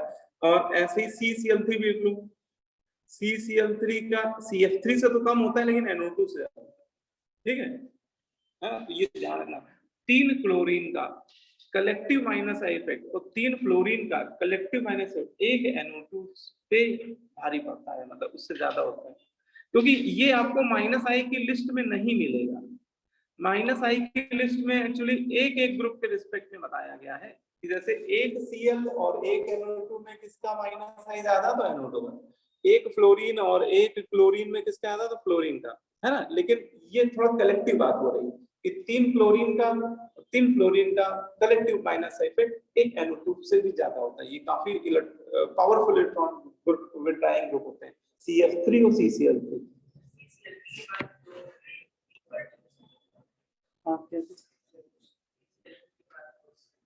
अरे वो एक गलती से लग गया, एक ही हो, ठीक। तो ये ध्यान रखना है। तो ये छोटी छोटी बातें, ज्ञान की बातें। देखो अब एक क्वेश्चन ये थोड़ा है भैया, हाँ बिल्कुल, है ना। एक ये क्वेश्चन है, इसमें कह रहा है consider the following compound which hydrogen atom deprotonated first. हाँ, कौन से हाइड्रोजन का डीप्रोटेशन सबसे पहले होगा? सेकंड। सर हाँ हाँ बोलो बेटा। सर ऊपर वाले ऑर्डर में आयोडीन नहीं होगा? हाँ क्या कह रहे हैं? सर ऊपर वाले ऑर्डर में आयोडीन नहीं होगा? नहीं, आयोडीन का नहीं हो पाता है, मतलब 3 आयोडीन का और 3 ब्रोमीन का एक NO2 से कम होता है, यही तो खास बात है इसमें। चाहो तो लिख लेना, क्योंकि मैंने लिखा नहीं, लेकिन आप लिख लीजिए। 3 फ्लोरीन और 3 क्लोरीन का एक NO2 ज्यादा होता है, लेकिन 3 ब्रोमीन और 3 आयोडीन का एक NO2 से कम ही रहना है ना। तो वो CCF3 और CCl3 के लिए ही सही है वो चीज, ठीक है। तो ये अच्छा, अब इसमें जैसे ये वाला क्वेश्चन है, इसमें आपको उसमें 3 हाइड्रोजन शो किए, वो कह रहा है किसका डिप्रोटेशन फर्स्ट होगा। तो देखो आपसे वो कहीं ना कहीं वो एसिडिक स्ट्रेंथ की बात ही कर रहा है कि कौन सा हाइड्रोजन आसानी से निकलेगा। तो देखो वही हाइड्रोजन आसानी से निकलेगा ब्राउनस्टेन लॉरी थ्योरी के अकॉर्डिंग, जिसके निकलने के बाद जो कॉन्जुगेट बेस बने वो स्टेबल हो जाए, है ना। तो आप सबके H को निकाल के देखो, एक बार ये वाला H निकाल के देखते हैं, चलो बारी बारी से निकालते हैं। तो अगर ये 1 वाला H निकला तो यहाँ पे आपका कॉन्जुगेट बेस बनेगा, और ये कॉन्जुगेट बेस बहुत स्टेबल नहीं है, क्योंकि वो sp2 हाइब्रिडाइज कार्बन के ऊपर बन गया है, और sp2 हाइब्रिडाइज कार्बन मतलब S कैरेक्टर उसका पहले से ज्यादा है। S कैरेक्टर ज्यादा है, इलेक्ट्रोनेगेटिविटी ज्यादा है, और ज्यादा इलेक्ट्रोनेगेटिव पे नेगेटिव चार्ज वैसे भी लेस स्टेबल होता है। तो ये बहुत स्टेबल तो नहीं दिख रहा है। अब बाकी भी देख लेते हैं, है ना। वो तो कंपेयर करने की बात है कि तीनों को देखकर फिर रिजल्ट देंगे तो ज्यादा सही रहेगा। अब की ये वाला नहीं हटाते हैं 2 वाला, तो जैसे ही 2 वाला हटेगा यहाँ पे कार्बन आयन बनेगा, तो इसकी तो बल्ले बल्ले हो गई। देखो इसके पड़ोस पाई बॉन्ड, और पाई बॉन्ड आते ही ये लपक झपक, मतलब ये रेजोनेंस से स्टेबलाइज जाएगा, है ना। उसका मन मचलेगा और वो पाई बॉन्ड के साथ डी लोकलाइज हो जाएगा। डी लोकलाइज्ड इलेक्ट्रॉन बहुत ज्यादा स्टेबलाइज आते हैं, क्योंकि डी लोकलाइजेशन की वजह से चार्ज का डिस्पर्जन होता है, ठीक है। ये नेगेटिव चार्ज अभी यहाँ देख रहे हो, अगले ही पल वो तीसरे एटम पे जाके बैठ जाएगा, तो नेगेटिव चार्ज 2 एटम के बीच में डी लोकलाइज करने लगेगा। ऐसे समझ सकते हो कि -1 का चार्ज 2 कार्बन पे डिस्पर्स हो गया, तो एक कार्बन पे आएगा कंट्रीब्यूशन -1/2, मतलब 50% डिक्रीज हो गया सीधा इकट्ठा। रेजोनेंस इफेक्ट इतना इफेक्टिव होता है कि सीधे 50% नेगेटिव चार्ज डेंसिटी घट गई उसकी, है ना। तो ये अच्छा खासा स्टेबल दिख रहा है। एक बार चलो इसको भी देख लेते हैं, तीसरे वाले को। अगर इसको आपने निकाला तो यहाँ निगेटिव चार्ज आएगा, लेकिन ये निगेटिव चार्ज रेजोनेंस स्टेबलाइज तो नहीं दिख रहा है, ये तो लोकलाइज्ड है ना।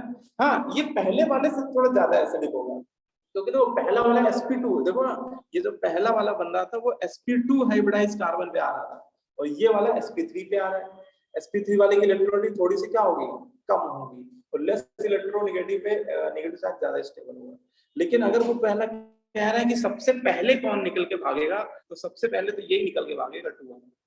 लेकिन अगर हम लोग से ऑर्डर पूछ लेता कि बताओ हाइड्रोजन के रिलीज करने का ऑर्डर क्या होगा, तो 2 के बाद सेकंड नंबर में किसको बोलना होता है, 3, फिर 1।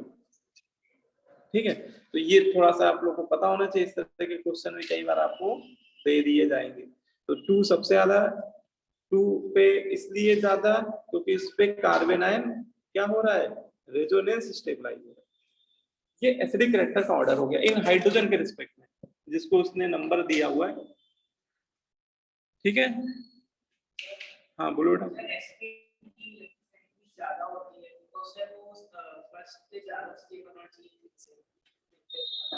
नहीं, क्या क्या कह रहे हैं आप, सुनने पाया, sp2 की क्या ज्यादा होती है? हाँ हाँ,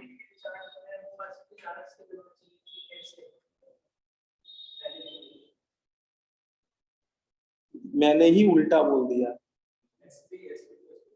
हाँ, मैंने मुझसे यहाँ पे क्या हो गया, मैं पॉजिटिव चार्ज सोच के बोल दिया। sp2 वाला ज्यादा इलेक्ट्रोनेगेटिव है, और मोर इलेक्ट्रोनेगेटिव पे नेगेटिव चार्ज ज्यादा स्टेबल होता है। वो पॉजिटिव चार्ज होता तो लेस स्टेबल होता, वो विनाइलिक बन जाता है ना। तो सही करो भाई आंसर इसको। sp2 वाले पे नेगेटिव चार्ज ज्यादा स्टेबल होता है एज कंपेयर टू sp3, है ना। ये चाहो तो लिख लो यहाँ पे, ये देखो सबसे ज्यादा इलेक्ट्रोनेगेटिविटी sp की, फिर sp2 की, फिर sp3 है। एक्चुअली वो नेगेटिव चार्ज के रिस्पेक्ट में ये इलेक्ट्रोनेगेटिविटी सबसे ज्यादा sp, फिर sp2, sp3, और मोर इलेक्ट्रोनेगेटिव एटम पे नेगेटिव चार्ज ज्यादा स्टेबल होता है, मतलब वो sp2 पे ज्यादा हैप्पी है in terms of presence of in compare to sp3। तो सबसे ज्यादा तो भी पहला सेकंड वाला हो जाएगा। सेकंड वाला इसलिए हो जाएगा क्योंकि वो रेजोनेंस से स्टेबलाइज हो गया, उससे ज्यादा स्टेबल तो कोई नहीं है ना। डी लोकलाइज्ड नेगेटिव चार्ज और लोकलाइज्ड नेगेटिव चार्ज में डी लोकलाइज्ड नेगेटिव चार्ज हमेशा स्टेबल होगा। अब लोकलाइज में फिर इलेक्ट्रोनेगेटिविटी से देख लो, ठीक है ना। तो ये आंसर मैंने सही कर दिया, ध्यान नहीं देनी, आंसर गड़बड़ हो जाता है। चलो सर, ये एक क्वेश्चन है 2018 में आया हुआ है ऑनलाइन वाले पेपर में। हाँ बोलो बेटा, क्या करूं? सर सॉलिड स्टेट का सर मैग्नेटिक प्रॉपर्टीज वाला वो क्वेश्चन पढ़ा दीजिएगा। अच्छा बिल्कुल बिल्कुल बिल्कुल, है ना। तो इसमें देखो ये वाला जो आते हैं, एक क्वेश्चन ये भी करते हैं 2018 ऑनलाइन के पेपर में देखो आया हुआ है। ये आप ही लोगों को जल्दी से बताना है। Increasing order of acidity of following carboxylic acid, आपको 4 कार्बोक्सिलिक एसिड दे दिए हैं, इनका एसिडिक कैरेक्टर का ऑर्डर पूछ रहा है। इंक्रीजिंग ऑर्डर 4th वाला है।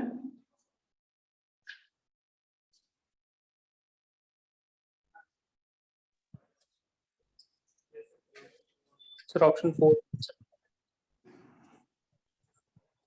ऑप्शन 4 है ना, जल्दीबाजी तो नहीं कर रहे हो? NO2 का I में माइनस आई, M में माइनस है, तो सबका इफेक्ट देख डालो। OH का M में प्लस M और I में माइनस I, लेकिन डोमिनेंट कौन सा होगा? Plus M। अगर प्लस M डोमिनेंट है तो वो नेगेटिव चार्ज डेंसिटी को बढ़ा रहा होगा। और halogen overall electron withdrawing, halogen का माइनस आई उसके प्लस M पे डोमिनेंट होगा।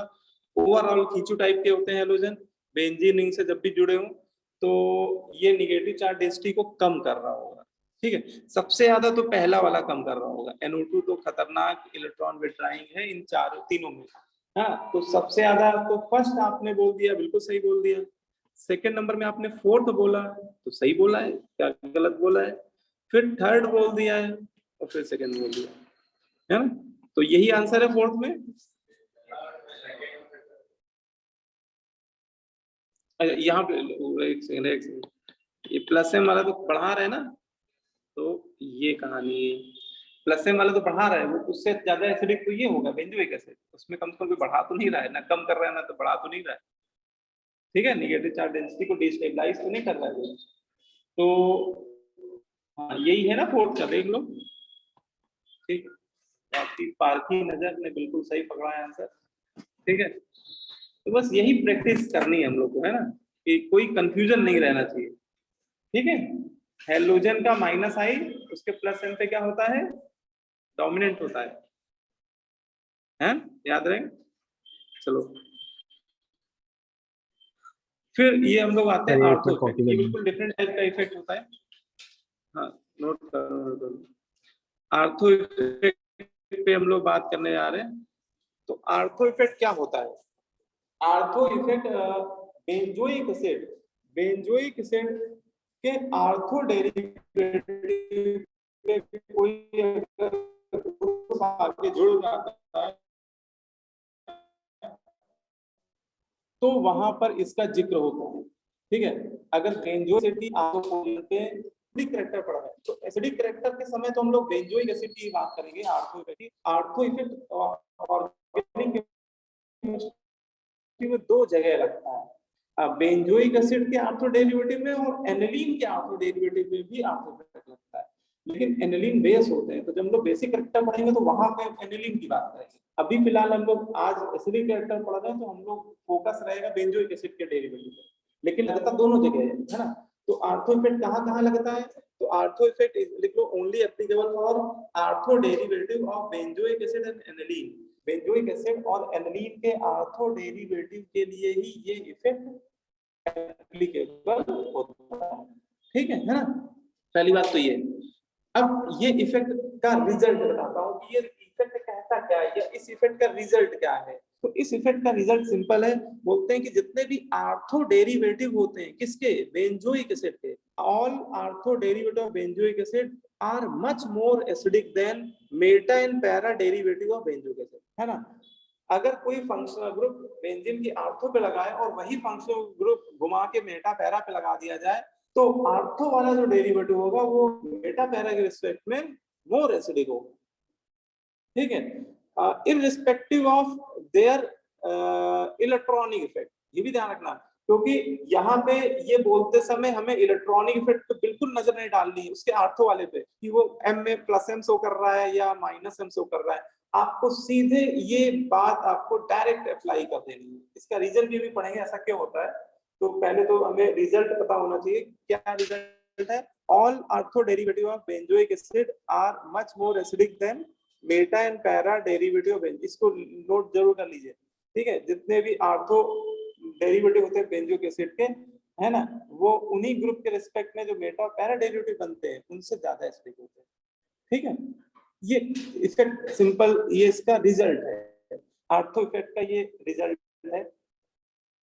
तो इसको, है ना, समझ में आएगा। अब आते हैं रीजन कि ऐसा क्यों हो रहा है, आर्थो वाला क्यों ज्यादा एसिडिक हो रहा है। ठीक है, तो इस पे आते हैं रीजन पे। अब वही चीज ये लिखी हुई है, सेम चीज यहाँ भी वही लिखी हुई है। It is common observation that generally ortho substituted benzoic acid are more acidic as compared to their isomers and benzoic acid itself। उसका कहना है कि बेंजोइक एसिड की आर्थो पे अगर कोई ग्रुप लगा हुआ है तो उसका एसिडिक स्ट्रेंथ उसी ग्रुप के मेटा और पैरा आइसोमर और साथ ही साथ बेंजोइक एसिड के रिस्पेक्ट में ज्यादा एसिडिक होगा। और इस इफेक्ट को ही क्या कहा जाता है थ्योरी में, आर्थो इफेक्ट हो जाता है। अब ये आर्थो इफेक्ट कौन सी माया है, तो ये कुछ मायाओं का क्या है, कंबाइंड इफेक्ट है। देखो लिखा हुआ है, it is the combined effect of steric hindrance, crowding and electronic effect. ये मेनली दो इफेक्ट का कंबाइंड इफेक्ट होता है, एक स्टेरिक हिंड्रेंस या स्टेरिक क्राउडिंग भी बोल सकते हैं, और दूसरा इलेक्ट्रॉनिक इफेक्ट। स्टेरिक हिंड्रेंस और इलेक्ट्रॉनिक इफेक्ट का कंबाइंड इफेक्ट होता है, और उसी को हम लोग यहाँ पे आर्थो इफेक्ट नाम से पढ़ते हैं। ठीक है, हाँ। अच्छा, ये एक एग्जाम्पल दिया हुआ है, देखो इस एग्जाम्पल में बेंजोइक एसिड की आर्थो पे लगा हुआ है मेथिल, है ना, ये आर्थो मेथिल बेंजोइक एसिड है, और वही मेथिल एक बार पैरा पे लगा दिया, एक बार मेटा पे लगा दिया गया। तो जो आर्थो डेरिवेटिव है वो उसके मेटा डेरिवेटिव से भी ज्यादा एसिडिक दिखाया गया है, तो पैरा डेरिवेटिव से भी ज्यादा एसिडिक दिखाया गया है, इटसेल्फ बेंजोइक एसिड से भी ज्यादा एसिडिक है। मतलब लाइन में सबसे आगे कौन सा खड़ा हो गया, आर्थो डेरिवेटिव, है ना। लेकिन अगर कोई यहाँ पे इलेक्ट्रॉनिक इफेक्ट के बारे में सोचने लगेगा, वो सोचेगा कि मेथिल तो प्लस आई दे रहा होगा, प्लस आई फिर से एसिडिक घट रहा होगा, तो फिर वो आंसर गलत दे देगा, है ना। तो यहाँ पे ये बात हमें पता होनी चाहिए। और आर्थो डेरिवेटिव के लिए आपको कोई इलेक्ट्रॉनिक इफेक्ट नजर ही नहीं डालनी है। इलेक्ट्रॉनिक इफेक्ट में कौन सा इलेक्ट्रॉनिक इफेक्ट है उसकी बात ही नहीं करनी है। हाँ, बाकियों में बात करेंगे, है ना, बाकियों में ऑर्डर जो आ रहा है उसके पीछे तो इलेक्ट्रॉनिक इफेक्ट ही है, लेकिन आर्थो डेरिवेटिव जो है वो उसी के मेटा और पैरा डेरिवेटिव के रिस्पेक्ट में ज्यादा एसिडिक है, ठीक है। हाँ, बाकी तीनों में वो इलेक्ट्रॉनिक इफेक्ट से ही आंसर आ रहा है। कैसे, देखो मेथिल का यहाँ पे क्या लग रहा है, प्लस आई इफेक्ट, मेटा पे पैरा पे प्लस आई लग रहा है, लेकिन बेटा प्लस आई और वीक हो गया क्योंकि डिस्टेंस क्या हो गई, बढ़ गई, है ना। पैरा पे तो आई इफेक्ट बहुत ही कम हो जाएगा, और प्लस आई वाला तो निगेटिव चार्ज डेंसिटी क्या कर रहा होगा, कम कर रहा होगा। मेटा पे नजदीक से वो इलेक्ट्रॉन रिलीज कर रहा है तो ज्यादा कम कर रहा होगा। और ओनली बेंजोइक एसिड में कोई ऐसा ग्रुप ही नहीं जो इलेक्ट्रॉन डेंसिटी रिलीज कर रहा हो। तो बेंजोइक एसिड इन तीनों में अगर आर्थो वाले को छोड़ दिया जाए, मतलब आर्थो वालों को ना देखो, तो बाकी इन तीनों में तो आप सीधे सीधे इलेक्ट्रॉनिक इफेक्ट के बेसिस पे आंसर दे सकते हैं, ठीक है। लेकिन आर्थो वाले को तो सबसे ही आगे पहले रखना पड़ेगा लाइन में। तो ये हम लोग क्वेश्चन करते समय ध्यान रखेंगे कि अगर थर्ड वाले में सबसे कम नहीं होना चाहिए। यस सर, थर्ड वाले। हाँ, थर्ड वाले का सबसे ज्यादा लग रहा है, तो सबसे कम नहीं होना चाहिए। हाँ, यहाँ पे एक चीज देखो, ये प्लस आई इफेक्ट यहाँ पे सबसे कम प्लस आई किसमें लग रहा है, लास्ट वाले में। लास्ट वाले में लग रहा है ना। इसमें डिस्टेंस देखो ना, 1 2 नंबरिंग कर दो, सर इनवर्सली इसमें प्रोपोर्शनल होता है पोजीशन पे ना। आ गया। हाँ, तो इसमें तो प्लस आई बिल्कुल ही खत्म हो गया, ठीक है। और इसमें किस पोजीशन पे है वो, थर्ड पोजीशन पे। तो यहाँ पे प्लस आई इफेक्ट थोड़ा सा क्या होगा, ज्यादा होगा। अच्छा, तो ये फिर ज्यादा एसिडिक क्यों है, तो यहाँ पे हाइपर कॉन्जुगेशन को तो देखना पड़ेगा। मेथिल दो तरह के इफेक्ट शो करता है, आई इफेक्ट और हाइपर कॉन्जुगेशन। और मेटा पे हाइपर कॉन्जुगेशन क्या होता है, डिसअपीयर। हाइपर कॉन्जुगेशन और मीजोमेरिक इफेक्ट, रेजोनेंस इफेक्ट होते हैं, और मेटा पोजीशन पे रेजोनेंस इफेक्ट नहीं लगता है। तो यहाँ पे मीजोमेरिक इफेक्ट या सॉरी हाइपर कॉन्जुगेशन जो है वो नहीं लग पा रहा है, लेकिन यहाँ पे वो हाइपर कॉन्जुगेशन से ही क्या कर रहा है, इलेक्ट्रॉन डेंसिटी बढ़ा रहा है।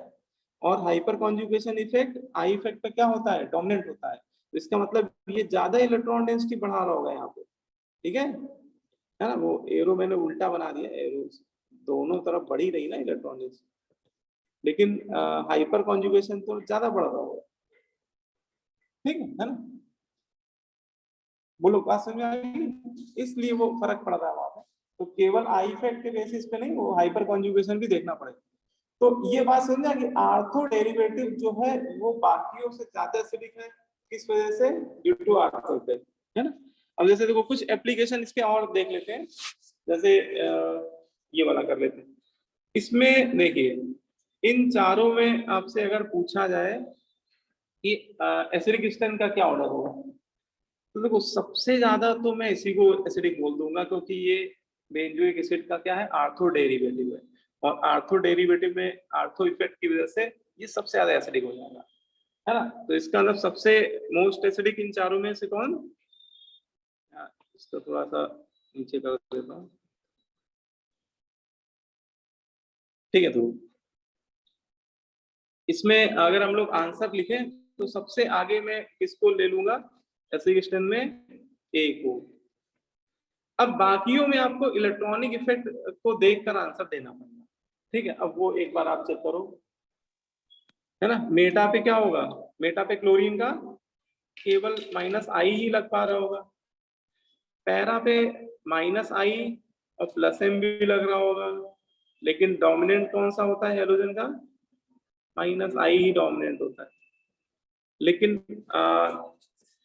अच्छा ये बताओ कि बी और सी में ज्यादा इलेक्ट्रॉन पुलिंग कौन सा क्लोरीन होगा, मेटा वाला कि पैरा वाला? मेटा। मेटा वाला है। मेटा पे आई इफेक्ट ज्यादा स्ट्रॉन्ग होगा कि डिस्टेंस क्या है, कम है ना। हाँ, और पैरा पे +M इफेक्ट डिस्टेंस इंडिपेंडेंट है, और वो -I को थोड़ा काफी मिनिमाइज कर पा रहा होगा, लेकिन फिर भी डोमिनेंट है ना, -I रहता है क्लोरीन का पैरा में, ठीक है। लेकिन -I इलेक्ट्रॉन विट्राइंग नेचर मेटा पे जाता होगा। अच्छा, डी में तो कोई है ही नहीं ग्रुप, है ना, तो क्या लिखते बताओ, ए के बाद सेकेंड नंबर में डी हो गया। अच्छा, यही ऑर्डर में तो नहीं है, ये ऑलरेडी ऑर्डर में ही लगे हुए लग रहा है, ठीक है। ए सबसे ज्यादा, फिर बी, फिर सी, फिर डी, है ना।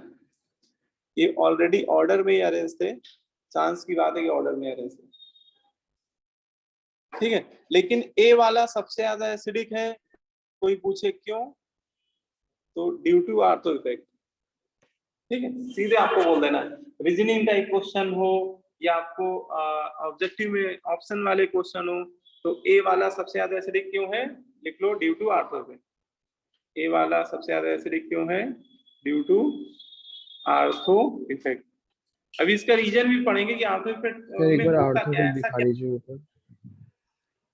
अच्छा, तो अभी इसका रीजन भी पढ़ेंगे कि आर्थो इफेक्ट में ऐसा क्या होता है कि आर्थो वाला सबसे ज्यादा एसिडिक हो जाता है, ठीक है।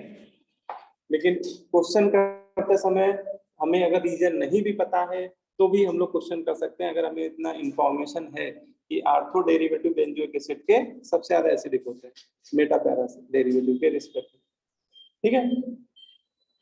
क्लियर हो गया बेटा, नोट हो गया। अच्छा, एक ये वाला भी कर दीजिए,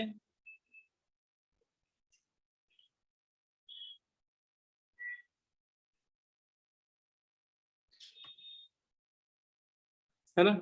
इसमें सबसे ज्यादा एसिडिक कौन सा होगा, ये वाला, ठीक, बहुत बढ़िया। अब बाकी में आप बताओ, CBD, सी, फिर बॉम्बे, फिर देहरादून, दिल्ली, है।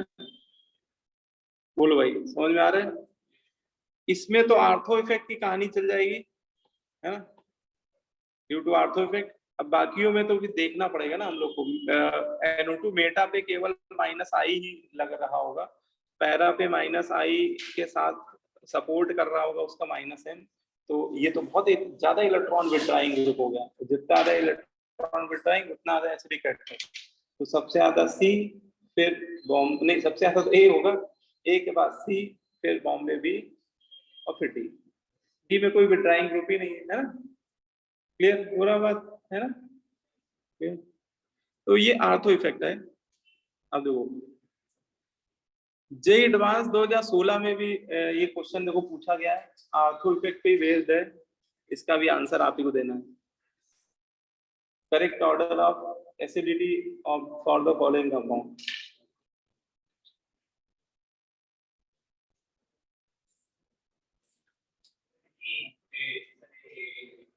है ना। इसमें तो अगर बच्चों को आर्थो इफेक्ट ही पता होगा तो भी वो कर ले जाएंगे, है ना। क्योंकि देखो, अच्छा इसमें ये खास बात है, आपको लग रहा होगा सर इसमें भी आर्थो इफेक्ट लग रहा है, इसकी आर्थो पे OH है इसमें, है ना, मतलब इन दोनों में आर्थो इफेक्ट लग रहा है। लेकिन अगर दोनों आर्थो ब्लॉक हो, अगर मतलब बेंजीन रिंग में ग्रुप के रिस्पेक्ट में 2 आर्थो होती है ना, 2 आर्थो 2 मेटा तो 1 पैरा, तो अगर दोनों आर्थो ब्लॉक हो तो आर्थो इफेक्ट और ज्यादा इफेक्टिव हो जाता है ना। तो ये वाला फर्स्ट वाला तो सेकंड से भी ज्यादा एसिडिक हो जाएगा। अगर दोनों आर्थो पोजीशन ब्लॉक हो तो वहां पे स्टेरिक क्राउडिंग और ज्यादा बढ़ जाती है, और स्टेरिक क्राउडिंग की वजह से ही वो आर्थो इफेक्ट एक्सप्लेन भी होता है, ठीक है। तो इसमें सबसे ज्यादा आपका हो जाएगा फर्स्ट, फिर सेकंड, है ना, इन दोनों में आर्थो इफेक्ट लग रहा है, फर्स्ट और सेकंड में दोनों में ही आर्थो इफेक्ट लग रहा है, और केवल इन्हीं दोनों को देख लो तो आंसर हमें एक दिख रहा है, बाकी बस सेकंड और किसी में ज्यादा है ही नहीं, है ना, फर्स्ट के बाद सेकंड और कहीं में है ही नहीं, और बाकी आप वो तो देख ही लिए होंगे। OH का यहाँ पे कौन सा इफेक्ट लग रहा है, माइनस आई, और यहाँ पे माइनस आई के साथ साथ प्लस एम भी लग रहा है, और माइनस आई प्लस एम में डोमिनेंट होगा इसका प्लस एम, तो ये तो इलेक्ट्रॉन डेंसिटी, और ये तो एसिडिक एसिड घटा रहा होगा, सबसे कम इसी का होना चाहिए, ठीक है, तो इसका मतलब इसके बाद लिखिए थर्ड और फिर फोर्थ, ठीक है, तो इसका मतलब हमारा आंसर कौन सा हो गया, ए, ठीक है, A is the correct answer, clear है ना। तो ये डायरेक्ट क्वेश्चन पूछे जाते हैं। अब इसके रीजन पे हम लोग बात करने जाएंगे कि आर्थो इफेक्ट में ऐसा क्या होता है कि एसिडिक कैरेक्टर एक्सपोनेंशियली उसका बढ़ता है ना, एसिडिक कैरेक्टर काफी ज्यादा डिफरेंस से बढ़ जाता है, उसके पीछे क्या रीजन है, आर्थो डेरिवेटिव का एसिडिक कैरेक्टर क्यों ज्यादा हो जाता है मेटा पैरा से, है ना, बोलो आगे बढ़े। देखो तो इसका एक्सप्लेनेशन ये दिया हुआ है यहाँ पे, इसका एक्सप्लेनेशन देखो ये बताया गया, इसमें थोड़ा समझना ज्यादा है, लिखना भी है लेकिन लिखना कम है, पहले समझना है, ठीक है। दो स्ट्रक्चर बने हुए हैं, एक आपका ओनली का है बेंजोइक एसिड, हाँ उसका H हटा दिया गया है ना, उसका कॉन्जुगेट बेस बनाया के दिखाया गया, और दूसरा उसके पड़ोस में ये वाला स्ट्रक्चर देखो, ये वाला आपका बेंजोइक एसिड का एनायन है, इसमें अभी आर्थो पे कोई ग्रुप लगा नहीं है, ये अभी ओनली बेंजोइक एसिड का एनायन है, और यहाँ पे आर्थो इफेक्ट, यहाँ पे आर्थो पोजीशन पे ग्रुप लगा हुआ है, ठीक है। अब देखो होता क्या है, जब बेंजीन में कोई नहीं है, पहले आप पहले वाले को समझो कि जब बेंजीन रिंग में कोई नहीं है, कोई नहीं मतलब उसकी आर्थो पे कोई नहीं है ना, यहाँ पे मतलब आर्थो सही है, बेटा पैरा पे होगा तो भी कोई फर्क नहीं पड़ेगा। तो अगर बेंजोइक एसिड की आर्थो पोजीशन पे कोई भी फंक्शनल ग्रुप नहीं है तो क्या हो रहा है, इसका जो निगेटिव चार्ज है वो इसके पाई बॉन्ड के साथ कॉन्जुगेशन में इन्वॉल्व है ना, लेकिन ये अभी हम लोग बात कर चुके हैं कि जो उसका पाई बॉन्ड है वो गोविंदा है, बोलो भाई ये क्रॉस कॉन्जुगेशन में है कि नहीं है, ये तो हम लोग अभी बात किए थे कि ये इसका जो पाई बॉन्ड है ये तो बेंजीन रिंग के पाई बॉन्ड के साथ भी ऑलरेडी रेजोनेंस में इन्वॉल्व है भाई, है ना, तो इसको हम लोग क्या बोलते हैं, क्रॉस कॉन्जुगेशन की। ये जो कार्बोनिल ग्रुप है इसका पाई बॉन्ड क्रॉस कॉन्जुगेशन में है, इस कार्बोनिल ग्रुप का ये जो बीच जिसको मैंने सर्कल किया इसकी बात हो रही, इसका पाई इलेक्ट्रॉन क्रॉस कॉन्जुगेशन में, क्योंकि उधर वो कार्बो ऑक्सीजन के लोन पेयर के साथ रेजोनेंस में स्टेबलाइज है, इधर बेंजीन के साथ, जिसकी वजह से इसका जो कॉन्जुगेशन है ना तो प्रॉपरली इसके साथ हो पा रहा होगा, उसके निगेटिव चार्ज के साथ, ना तो प्रॉपरली वो रिंग के साथ डिलोकलाइज कर पा रहा होगा, है ना, इसका इफेक्टिव टाइप का रेजोनेंस हो रहा होगा, बहुत इफेक्टिव टाइप का नहीं होगा, ठीक है। हाँ ये कि थोड़ा बहुत रेजोनेंस हो रहा होगा, इस वजह से वो हल्का फुल्का स्टेबलाइज हो रहा होगा, थोड़ा मोड़ा स्टेबलाइज हो रहा होगा, लेकिन जितना होना चाहिए उतना नहीं हो पा रहा होगा रेजोनेंस से ड्यू टू क्रॉस कॉन्जुगेशन, ठीक है।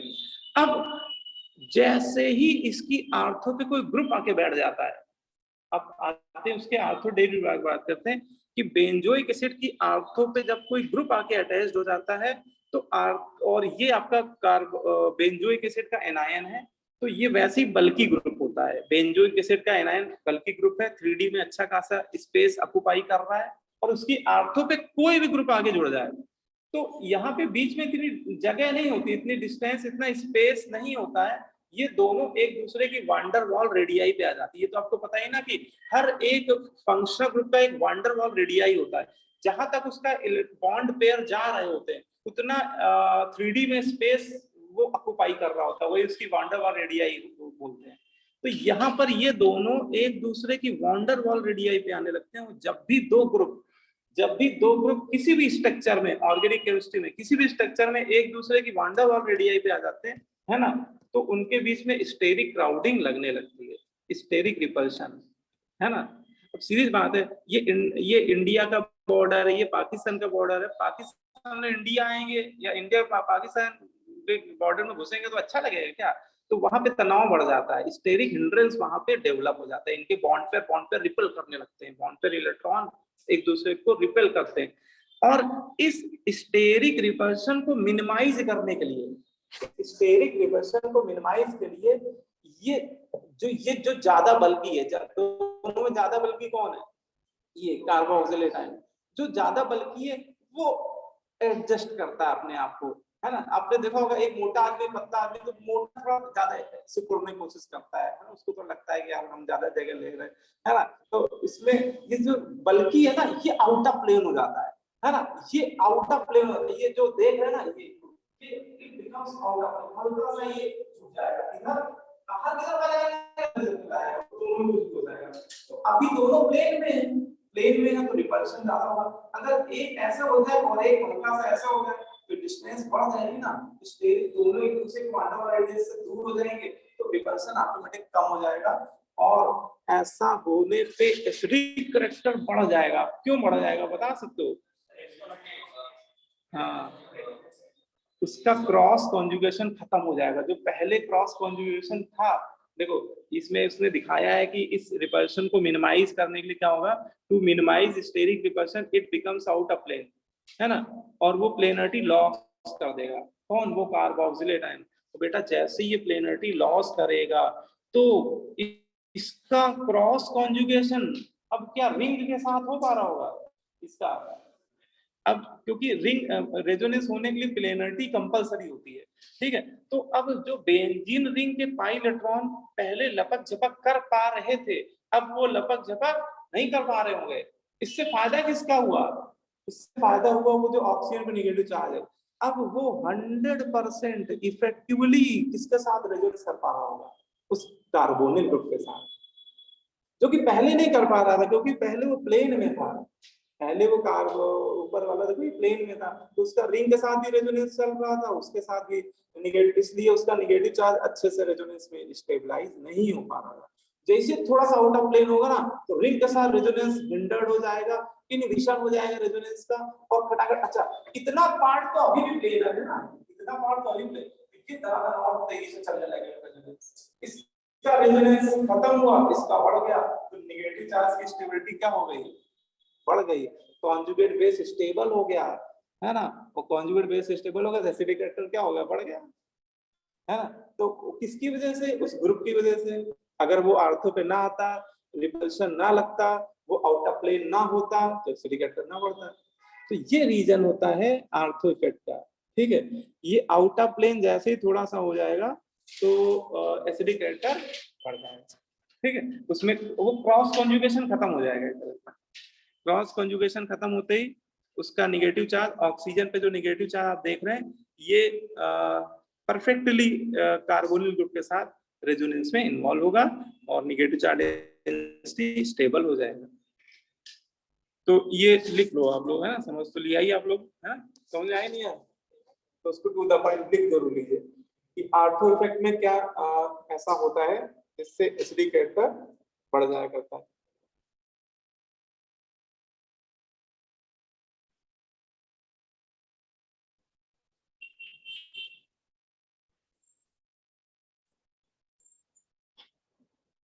ठीक है ना। तो ये जो मेन इसका रीजन है वो हम लोग समझ में आना चाहिए। बेंजोइक एसिड की आर्थो पे जब कोई ग्रुप नहीं था तो उसका कार्बोनिल ग्रुप क्रॉस कॉन्जुगेशन में इन्वॉल्व था, उसकी वजह से जो नेगेटिव चार्ज था वो उतना अच्छे से रेजोनेंस में इन्वॉल्व नहीं हो पा रहा था। लेकिन जैसे ही इसकी आर्थो पे ग्रुप आया तो इनके बीच में स्टेरिक हिंड्रेंस बढ़ा। इस स्टेरिक रिपल्शन को मिनिमाइज करने के लिए जो ज्यादा बल्कि ग्रुप है ये वाला कार्बोक्सिलेट आयन, ये आउट। अच्छा, एक बात और बताते हैं, ऐसा नहीं कि केवल एक ही आउट ऑफ प्लेन होता, दोनों थोड़ा थोड़ा आउट ऑफ प्लेन होते हैं, लेकिन जो ज्यादा बल्कि होता है वो ज्यादा आउट ऑफ प्लेन होता है। और कार्बोक्सिलेट आयन ज्यादा बल्कि ये ज्यादा आउट ऑफ प्लेन होगा तो इसका इनहिबिशन रुक, तो इसका रेजोनेंस इनहिबिट हो जाएगा बेंजीन रिंग के साथ। बेंजीन रिंग से घटेगा लेकिन उसके साथ तो बढ़ जाएगा ना नेगेटिव चार्ज के साथ, इसकी स्टेबिलिटी बढ़। हाँ, इसी को एसआईआर इफेक्ट बोलते हैं। इसी को और टू द पॉइंट बोला जाए तो this is called steric inhibition of resonance. ये आप लोग जीओसी 1 में एक जगह कहीं आया था एसआईआर इफेक्ट के नाम से, है ना। कुछ एग्जांपल हम लोगों ने देखे। तो ये आर्थो इफेक्ट बहुत अच्छा एग्जांपल होता है SIR effect, steric inhibition of resonance, है ना। स्टेरिक हिंड्रेंस की वजह से कभी भी रेजोनेंस हमारा इनहिबिट हो जाए, स्टेरिक हिंड्रेंस की वजह से रेजोनेंस हमारा बाधित हो जाए, इनहिबिट हो जाए, तो उसी को बोलते हैं स्टेरिक इनहिबिशन ऑफ रेजोनेंस, है ना। लेकिन इससे फायदा किसका हो, उसका नेगेटिव साइड स्टेबल हो गया, एसिडिक कैरेक्टर बढ़ गया। अच्छा, वही ग्रुप मेटा पे आके जुड़ जाए या पैरा, तो मेटा पैरा पे इतना ज्यादा डिस्टेंस पे आ जाते हैं ग्रुप की वो वान डबल रेडियस पे आ ही नहीं पाते हैं। तो चाहे वो कितना भी बल्कि क्यों ना हो, वो स्टेरिक इनहिबिशन वाला केस देखने को मिलता ही नहीं है।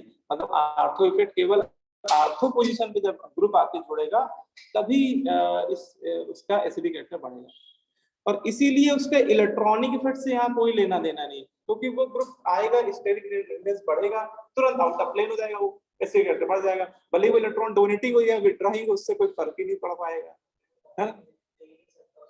हाँ, अभी उसका जाएगा भी नहीं रेजोनेंस वहां पे, है ना, बस आई इफेक्ट थोड़ा बहुत लगेगा।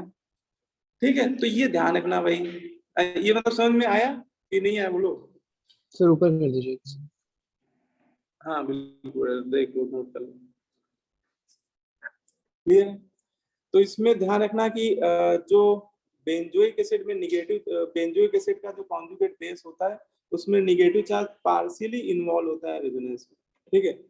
लेकिन जैसे ही ऑर्थो ग्रुप होता है आता है तो वो कार्बोक्सिलेट आयन वाला जो पूरा पोर्शन है वो आउट ऑफ प्लेन हो जाता है, ये वाला पार्ट आपका आउट ऑफ प्लेन हो जाता है। ये थोड़ा जैसे ही आउट ऑफ प्लेन होगा तो फिर इसका रेजोनेंस रिंग के पाई बॉन्ड के साथ नहीं हो पाएगा, क्योंकि प्लेनरिटी लॉस हो जाएगी। रेजोनेंस की पहली शर्त ये होती है कि मॉलिक्यूल शुड बी प्लेनर, उसके p ऑर्बिटल सेम प्लेन पे लाई करना चाहिए। जैसे ही थोड़ा सा टिल्ट होगा p ऑर्बिटल तो इनहिबिट होने लगता है, और उसके वजह से उसका नेगेटिव चार्ज स्टेबल हो जाएगा और एसिडिक कैरेक्टर बढ़ जाएगा। तो ये इसी को आर्थो इफेक्ट कह दिया है। ठीक है, क्लियर। अब इसमें एसिडिक कैरेक्टर, हाँ क्या करो बेटा, नेगेटिव चार्ज टोटली इन्वॉल्व होने की पार्शियल। ये लास्ट में देखो, लास्ट में तो निगेटिव चार्ज जो है आउट ऑफ प्लेन होने के बाद वो परफेक्टली इन्वॉल्व हो रहा है ना। ये बात एक्चुअली फाइनल सिचुएशन के लिए लिखी गई है। मतलब ये वाली लाइन जो लिखी ना, negative charge perfectly involve resonance, out of plane होने के बाद उसका निगेटिव चार्ज परफेक्टली इन्वॉल्व हो जाएगा रेजोनेंस में, जिससे उसकी स्टेबिलिटी बढ़ेगी, एसिडिक कैरेक्टर बढ़ जाएगा। ठीक है ना, बोलो। तो बस वही छोटा सा पॉइंट है आप लोगों को, है ना। अब इसमें अगर आपको कभी कार्बोनिल कंपाउंड दे दिए जाए, कार्बोनिल कंपाउंड, कार्बोनिल कंपाउंड क्या होते हैं, कार्बोनिल कंपाउंड बेटा या तो एल्डिहाइड होते हैं, कीटोन होते हैं, और उनके एसिडिक स्ट्रेंथ की बात करें तो कैसे पता लगाएंगे। तो इसमें बस एक पहले लाइन लिख लीजिए, कार्बोनिल कंपाउंड जो होते हैं उनके अल्फा हाइड्रोजन के रिस्पेक्ट में हमेशा देखिएगा। लिख लीजिए alpha hydrogen, alpha hydrogen are acidic in nature, acidic in nature in carbonyl compound. Carbonyl compound मतलब एल्डिहाइड हो सकते हैं या कीटोन भी हो सकते हैं। तो एल्डिहाइड कीटोन में जब भी हमें देखना होगा एसिडिक कैरेक्टर, तो हम लोग किसके रिस्पेक्ट में देखा करेंगे, अल्फा हाइड्रोजन के रिस्पेक्ट में देखा करेंगे। जब भी कभी आपको एल्डिहाइड कीटोन दे दिए जाए और उनमें पूछने लगे बताओ कौन ज्यादा एसिडिक है ना, इस तरह से, या के एक ऑर्डर, है ना, तो हम लोग क्या करेंगे, उनके अल्फा हाइड्रोजन को कंपेयर करेंगे। अब एक यहाँ पे छोटा सा एग्जांपल लिया गया है, एक कीटोन ले लिया गया है और एक एसिड, एक एल्डिहाइड ले लिया गया, और आपसे अगर इन जनरल कोई पूछ दे कि बताओ कीटोन ज्यादा एसिडिक होते हैं कि एल्डिहाइड ज्यादा एसिडिक होते हैं, एल्डिहाइड कीटोन में कंपेयर करवा दे आपसे, तो कैसे करेंगे। हाँ, तो तरीका वही है, आप उनके आप क्या करेंगे, इसमें डलेगी ना, अल्फा हाइड्रोजन को निकाल, क्या है क्या नाम के पास। हाँ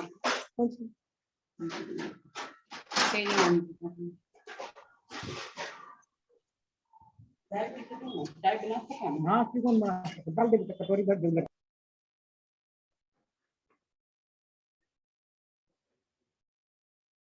देखो है ना। इसमें अल्फा हाइड्रोजन के स्प्रेड चेक करेंगे। जैसे देखो पहले मैंने क्या किया, इसका एक अल्फा हाइड्रोजन सेपरेट कर लिया, ठीक है, और इस अल्फा हाइड्रोजन को आप हटा दीजिए, ठीक है। और जैसे ही अल्फा हाइड्रोजन हटेगा तो यहाँ पे क्या बन जाएगा, कार्बन आयन बन जाएगा। अच्छा, ऐसे ही आप इसमें करके देखिए एसिटाल्डिहाइड में। एसिड अल्फा हाइड्रोजन तो आप लोग जानते हैं ना कि कार्बोनिल ग्रुप से डायरेक्टली बॉन्डेड, कार्बोनिल ग्रुप से डायरेक्टली बॉन्डेड कार्बन को ही अल्फा कार्बन बोलते हैं, और अल्फा कार्बन से डायरेक्टली बॉन्डेड हाइड्रोजन क्या होते हैं, अल्फा हाइड्रोजन। तो इसका भी H प्लस करके हटा दीजिए, मतलब दोनों के कॉन्जुगेट बेस बना दीजिए। अब चेक कर लीजिए कि कौन सा कॉन्जुगेट बेस ज्यादा स्टेबल है। तो देखो रेजोनेंस में तो दोनों ही इन्वॉल्व है ना, दोनों ही लपक झपक कर रहे हैं, तो ये इफेक्ट तो दोनों में क्या हो गया, कॉमन हो गया। इसके अलावा और क्या दिख रहा है जो डिफरेंस है दोनों में, प्लस हाँ, इसमें एडिशनली एक मेथिल है और मेथिल का प्लस आई इफेक्ट लग रहा होगा, और वो प्लस आई इफेक्ट की वजह से निगेटिव चार्ज डेंसिटी को इंक्रीज कर रहा होगा। जबकि यहाँ पे हाइड्रोजन, देखो हाइड्रोजन तो साधु आदमी है, ना लेगा ना देगा, मतलब इलेक्ट्रॉन आई में जीरो इफेक्ट होता है, कोई इफेक्ट नहीं होता है। तो इन दोनों में निगेटिव चार्ज डेंसिटी इसकी थोड़ी सी ज्यादा बढ़ जाएगी due two plus I effect of methyl group, और निगेटिव चार्ज डेंसिटी बढ़ रही है तो स्टेबिलिटी घट रही है। इसका मतलब ज्यादा स्टेबल एनायन कौन सा होगा, वो वाला एल्डिहाइड वाला। इसका मतलब ज्यादा एसिडिक किसके अल्फा हाइड्रोजन होंगे, एल्डिहाइड। एल्डिहाइड के अल्फा हाइड्रोजन कीटोन से ज्यादा एसिडिक होते हैं, ठीक है। तो यहाँ से रिजल्ट क्या आ रहा है, रिजल्ट आप लिख लीजिए कि ये लिख लीजिए, मोर स्टेबल है बेटा, मोर स्टेबल है, और ये वाला लेस स्टेबल है ना। और जिसका एनायन ज्यादा स्टेबल वो ज्यादा एसिडिक, इसका मतलब हमारा एसिडिक कौन सा है, एसिटाल्डिहाइड। तो लिख लीजिएगा एसिड अल्फा हाइड्रोजन ऑफ एसिटाल्डी, alpha hydrogen of aldehyde are more acidic than ketone, alpha hydrogen of aldehyde are more acidic than ketone, ठीक है। तो कभी आपको एल्डिहाइड दिया जाए, कीटोन दिया जाए, तो आप इस तरह से कंपेयर कर सकते हैं इस रिलेशन में, है ना। ये क्वेश्चन एक छोटा सा क्वेश्चन है, इसका जवाब आप ही लोगों को देना है। इस स्ट्रक्चर में 3 हाइड्रोजन को हाईलाइट किया गया है। देखो इस स्ट्रक्चर में देखो, एक हाइड्रोजन, इसको ए नाम दे दिया गया है, इसको बी नाम दे दिया गया है, और इस हाइड्रोजन को सी नाम दे दिया गया है। और इन अल्फा हाइड्रोजन, इन हाइड्रोजन के रिस्पेक्ट में वो एसिडिक कैरेक्टर हम लोग से पूछना चाह रहे हैं कि इनमें सबसे ज्यादा एसिडिक कौन सा हाइड्रोजन होगा, कौन सा प्रोटॉन सबसे ज्यादा एसिडिक होगा, ए वाला, बी वाला, सी वाला में,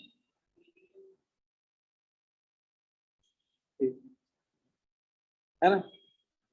ए बी सी में आपको पता लगाना है ना? सी होगा, कैसे होगा देखो, तो आप सिंपल बात है, सबके एच हटाना देख लो, है ना। इसमें और कोई तरीका ही नहीं है, एसिडिक स्टेन में आप सीधे एच हटाओ और उनके कॉन्जुगेट बेस बनाओ। तो पहले मैंने बना दिया यहाँ पे, ये सी वाला हटा दिया है ना। तो देखो ये सी वाला पे, सी वाले हाइड्रोजन को हटाने पे यहाँ पे कार्बन आयन आया, और ये कार्बन आयन देखिए अपने राइट वाले कार्बोनिल ग्रुप के साथ भी रेजोनेंस में इन्वॉल्व होता हुआ दिख रहा है, और लेफ्ट वाले कार्बोनिल ग्रुप के साथ भी रेजोनेंस में इन्वॉल्व होता दिख रहा है। मतलब ये दोनों कार्बोनिल ग्रुप के साथ क्या है, रेजोनेंस में इन्वॉल्व है।